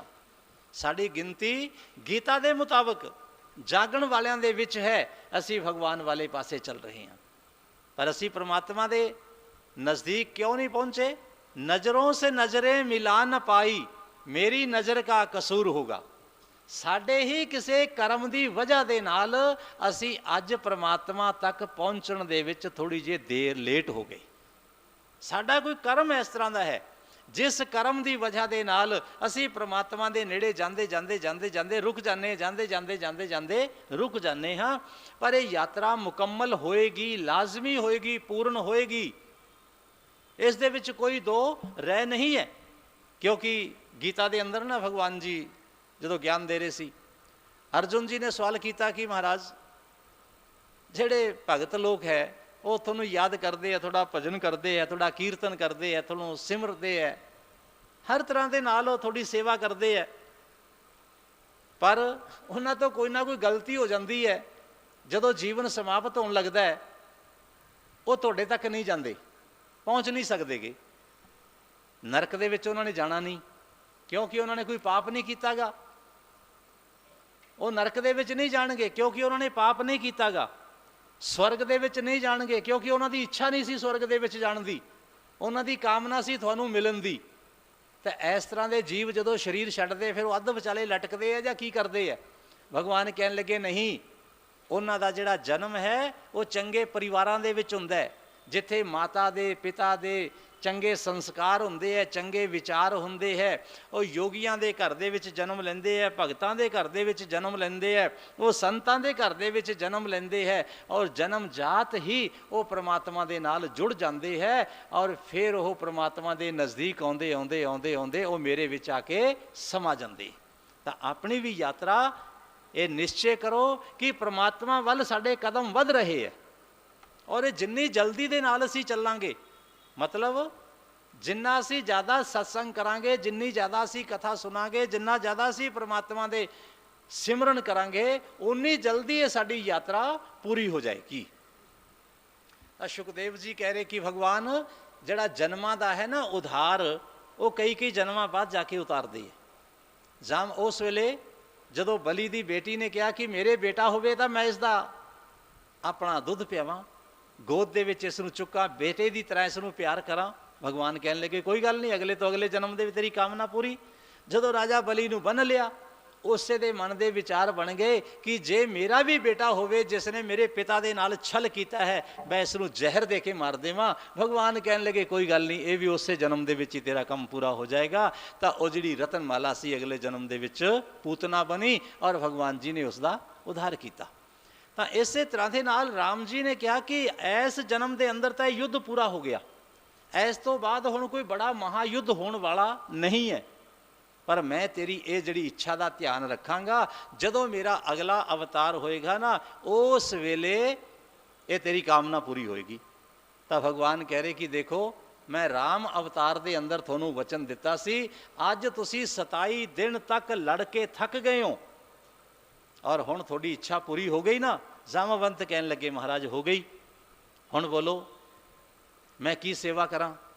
भगवान कहन लगे देखो ये समयंतक मनी का मेरे उत्ते दोष लग्या है, मैं इस मनी नूं लैके जाना है, और ये मनी तुसीं मैनूं दे दिओ ताकि मैं अपना दोष ला सका। जामवंत ने हथ जोड़े, प्रभु मैं ना तो हारिया हजे, क्योंकि युद्ध समाप्त नहीं हुआ, मैं थकिया ही हाँ ना हजे मैं थक के हार नहीं मनी, मेरे अंदर लड़न की ताकत है, शक्ति है, हजे मैं लड़ सकदा।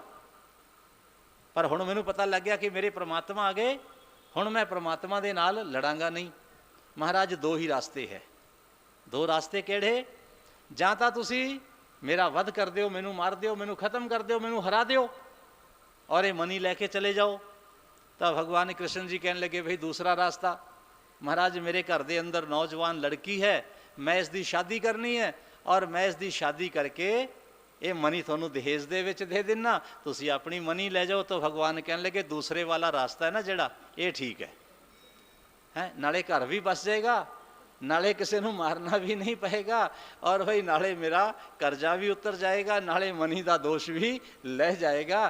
तो जामवंती दे नाल भगवान जी की शादी हुई, और वो जिहड़ी मनी सी वो लिया के सतराजित जी नूं वापस दे दी। सतराजित बड़े शर्मसार हो गए कि मनी तो कोई होर ही लै गया, मैं कृष्ण जी के उत्ते दोष ला दिता। फिर उन्होंने अपनी बेटी सत्यभामा की शादी भगवान कृष्ण जी के नाल कर दी, मनी फिर कृष्ण जी नूं दे दी। कृष्ण जी कहन लगे भाई ये मनी मैं नहीं लैनी, इसनूं तुसीं ही संभाल के रखो। तो इस मनी का दोष क्यों लग्या, चंद्रमा नूं देखण ते। तो ऋषिया ने पूछा महाराज चंद्रमा का इहदे विच की कसूर सी, चंद्रमा नूं देखना की गुनाह है, की कारण सी इसका। तो भगवान भृगुज ऋषि राजा सोमकांत नूं दस रहे हैं कि एक बार की होया, कैलाश पर्वत के उत्ते भगवान ब्रह्मा जी, भगवान शंकर जी, स्वामी कार्तिक जी, गणेश जी, माता पार्वती जी, ये सब लोग उस जगह ते बैठे हुए सी। शिव परिवार बैठा सी, दरबार लग्या होया सी, और उस जगह ते ना भगवान शंकर जी के हाथ एक फल आ गया, बड़ा अलौकिक, बड़ा दिव्य फल।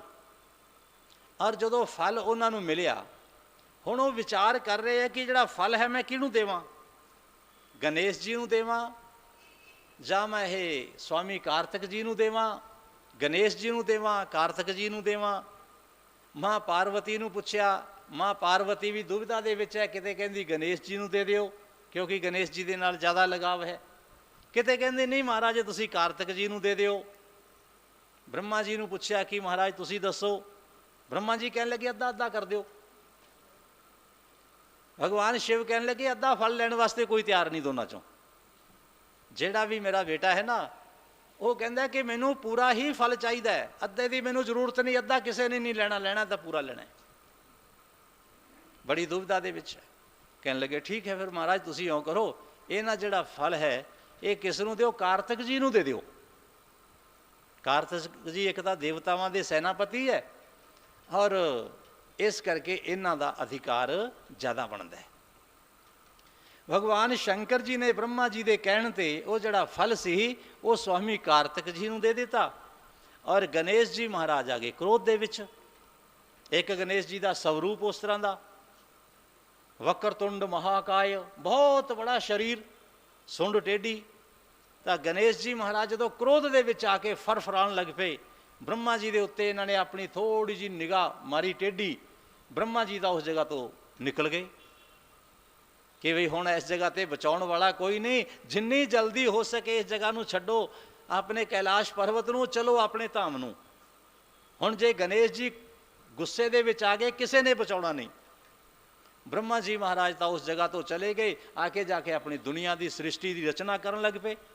ਤਾਂ ਉਸ ਜਗ੍ਹਾ 'ਤੇ ਭਗਵਾਨ ਗਣੇਸ਼ ਜੀ ਨੇ ਉਹਨਾਂ ਦੀ ਸ੍ਰਿਸ਼ਟੀ ਦੀ ਰਚਨਾ ਦੇ ਵਿੱਚ ਤਰ੍ਹਾਂ ਤਰ੍ਹਾਂ ਦੇ ਵਿਘਨ ਖੜੇ ਕਰ ਦਿੱਤੇ ਔਰ ਉਹਨਾਂ ਦੇ ਇਸ ਬੜੇ ਵਿਕਰਾਲ ਰੂਪ ਨੂੰ ਦੇਖ ਕੇ ਚੰਦਰਮਾ ਹੱਸਣ ਲੱਗ ਪਏ। ਜਦੋਂ ਚੰਦਰਮਾ ਹੱਸਣ ਲੱਗੇ ਨਾ ਵਾਰ-ਵਾਰ, ਤਾਂ ਗਣੇਸ਼ ਜੀ ਨੇ ਜਿੰਨਾ ਵੀ ਬ੍ਰਹਮਾ ਜੀ ਦਾ ਗੁੱਸਾ ਸੀ ਸਾਰਾ ਚੰਦਰਮਾ 'ਤੇ ਲਾ ਦਿੱਤਾ ਕਿ ਇਹ ਦੁਸ਼ਟ ਤੂੰ ਮੈਨੂੰ ਦੇਖ ਕੇ, ਮੇਰੇ ਸਵਰੂਪ ਨੂੰ ਦੇਖ ਕੇ, ਮੇਰੇ ਅਪਮਾਨ ਨੂੰ ਦੇਖ ਕੇ ਹੱਸ ਰਿਹਾ, ਜਾਂ ਮੈਂ ਤੈਨੂੰ ਸ਼ਰਾਪ ਦਿੰਨਾ ਕਿ ਜੋ ਤੈਨੂੰ ਦੇਖੇਗਾ ਕਲੰਕੀ ਹੋ ਜਾਏਗਾ, ਉਸ ਨੂੰ ਕਲੰਕ ਲੱਗੇਗਾ। ਚੰਦਰਮਾ ਦੀ ਕਾਂਤੀ, ਚੰਦਰਮਾ ਦੀ ਸ਼੍ਰੀ, ਚੰਦਰਮਾ ਦਾ ਯਸ਼, ਚੰਦਰਮਾ ਦਾ ਤੇਜ, ਚੰਦਰਮਾ ਦਾ ਰੰਗ, ਚੰਦਰਮਾ ਦਾ ਰੂਪ ਸਾਰਾ ਬਦਲ ਗਿਆ। ਚੰਦਰਮਾ ਨੂੰ ਕੋਈ ਦੇਖਣ ਵਾਸਤੇ ਤਿਆਰ ਨਹੀਂ ਕਿਉਂਕਿ ਗਣੇਸ਼ ਜੀ ਦਾ ਸ਼ਰਾਪ ਹੈ। ਜਿਸ ਨੂੰ ਜੋ ਵੀ ਦੇਖੇਗਾ ਉਸ ਉੱਤੇ ਕਲੰਕ ਲੱਗੇਗਾ, ਉਹ ਕਲੰਕੀ ਹੋ ਜਾਏਗਾ, ਕੁਸ਼ਟੀ ਹੋ ਜਾਏਗਾ। ਤਰ੍ਹਾਂ ਤਰ੍ਹਾਂ ਦੇ ਗਣੇਸ਼ ਜੀ ਮਹਾਰਾਜ ਨੇ ਸ਼ਰਾਪ ਦੇ ਦਿੱਤੇ। ਚੰਦਰਮਾ ਉਸ ਜਗ੍ਹਾ ਤੋਂ ਰੋਂਦੇ ਹੋਏ ਸ਼ੰਕਰ ਜੀ ਦੇ ਕੈਲਾਸ਼ ਪਰਬਤ ਤੋਂ ਚਲੇ ਗਏ। ਸਾਰੇ ਦੇਵਤਾਵਾਂ ਨੂੰ ਇਸ ਖਬਰ ਦਾ ਪਤਾ ਲੱਗ ਗਿਆ ਕਿ ਅੱਜ ਆਹ ਕੁਛ ਘਟਨਾ ਘਟੀ ਹੈ। ਤਾਂ ਜਿਹਦੇ ਕੋਲੇ ਵੀ ਚੰਦਰਮਾ ਜਾਂਦੇ ਆ ਸਾਰੇ ਜਾਣੇ ਦੇਵਤਾ ਆਪਣੇ ਆਪਣੇ ਦਰਵਾਜ਼ੇ ਬੰਦ ਕਰ ਲੈਂਦੇ। ਕੋਈ ਗਣੇਸ਼ ਆਪਣੇ ਚੰਦਰਮਾ ਨੂੰ ਆਪਣੇ ਘਰ ਦੇ ਵਿੱਚ ਨਹੀਂ ਆਉਣ ਦਿੰਦਾ, ਕੋਈ ਪਿੱਠ ਕਰਕੇ ਉਹਨਾਂ ਤੋਂ ਦੂਰ ਨਿਕਲ ਜਾਂਦਾ ਹੈ, ਉਹਨਾਂ ਨੂੰ ਕੋਈ ਦੇਖਣਾ ਪਸੰਦ ਨਹੀਂ ਕਰਦਾ। ਯਾਨੀ ਸਮਾਜ ਦੇ ਅੰਦਰ ਜਿਸ ਆਦਮੀ ਦੇ ਉੱਤੇ ਕੋਈ ਕਲੰਕ ਲੱਗਿਆ ਵਾ ਹੋਵੇ, ਸਮਾਜ ਦੇ ਅੰਦਰ ਜਿਸ ਆਦਮੀ ਦਾ ਅਪਮਾਨ ਹੁੰਦਾ ਹੋਵੇ, ਆਪਣੇ ਕਰਮਾਂ ਦੀ ਵਜ੍ਹਾ ਦੇ ਨਾਲ ਜਿਸ ਦੀ ਜਗ੍ਹਾ ਜਗ੍ਹਾ 'ਤੇ ਬੇਇੱਜ਼ਤੀ ਹੈ, ਜਿਸ ਦਾ ਜਗ੍ਹਾ ਜਗ੍ਹਾ 'ਤੇ ਅਪਮਾਨ ਹੈ, ਜਿਸ ਦੀ ਨਿੰਦਿਆ ਹੈ ਔਰ ਜਿਸ ਦੇ ਉੱਤੇ ਕੋਈ ਨਾ ਕੋਈ ਦੋਸ਼ ਲੱਗਦੇ ਹੈ, ਉਸ ਨੂੰ ਕੋਈ ਬੁਲਾਉਣਾ, ਕੋਈ ਬਿਠਾਉਣਾ, ਕੋਈ ਉਸ ਦੇ ਕੋਲ ਆਉਣਾ ਜਾਣਾ ਪਸੰਦ ਨਹੀਂ ਕਰਦਾ। ਇਹ ਸਾਨੂੰ ਕਥਾ ਦੱਸਦੀ ਹੈ ਕਿ ਸਾਡਾ ਜੀਵਨ ਕਿਸ ਤਰ੍ਹਾਂ ਦਾ ਹੋਣਾ ਚਾਹੀਦਾ, ਸਾਨੂੰ ਆਪਣਾ ਜੀਵਨ ਕਿਸ ਤਰ੍ਹਾਂ ਦਾ ਬਤੀਤ ਕਰਨਾ ਚਾਹੀਦਾ।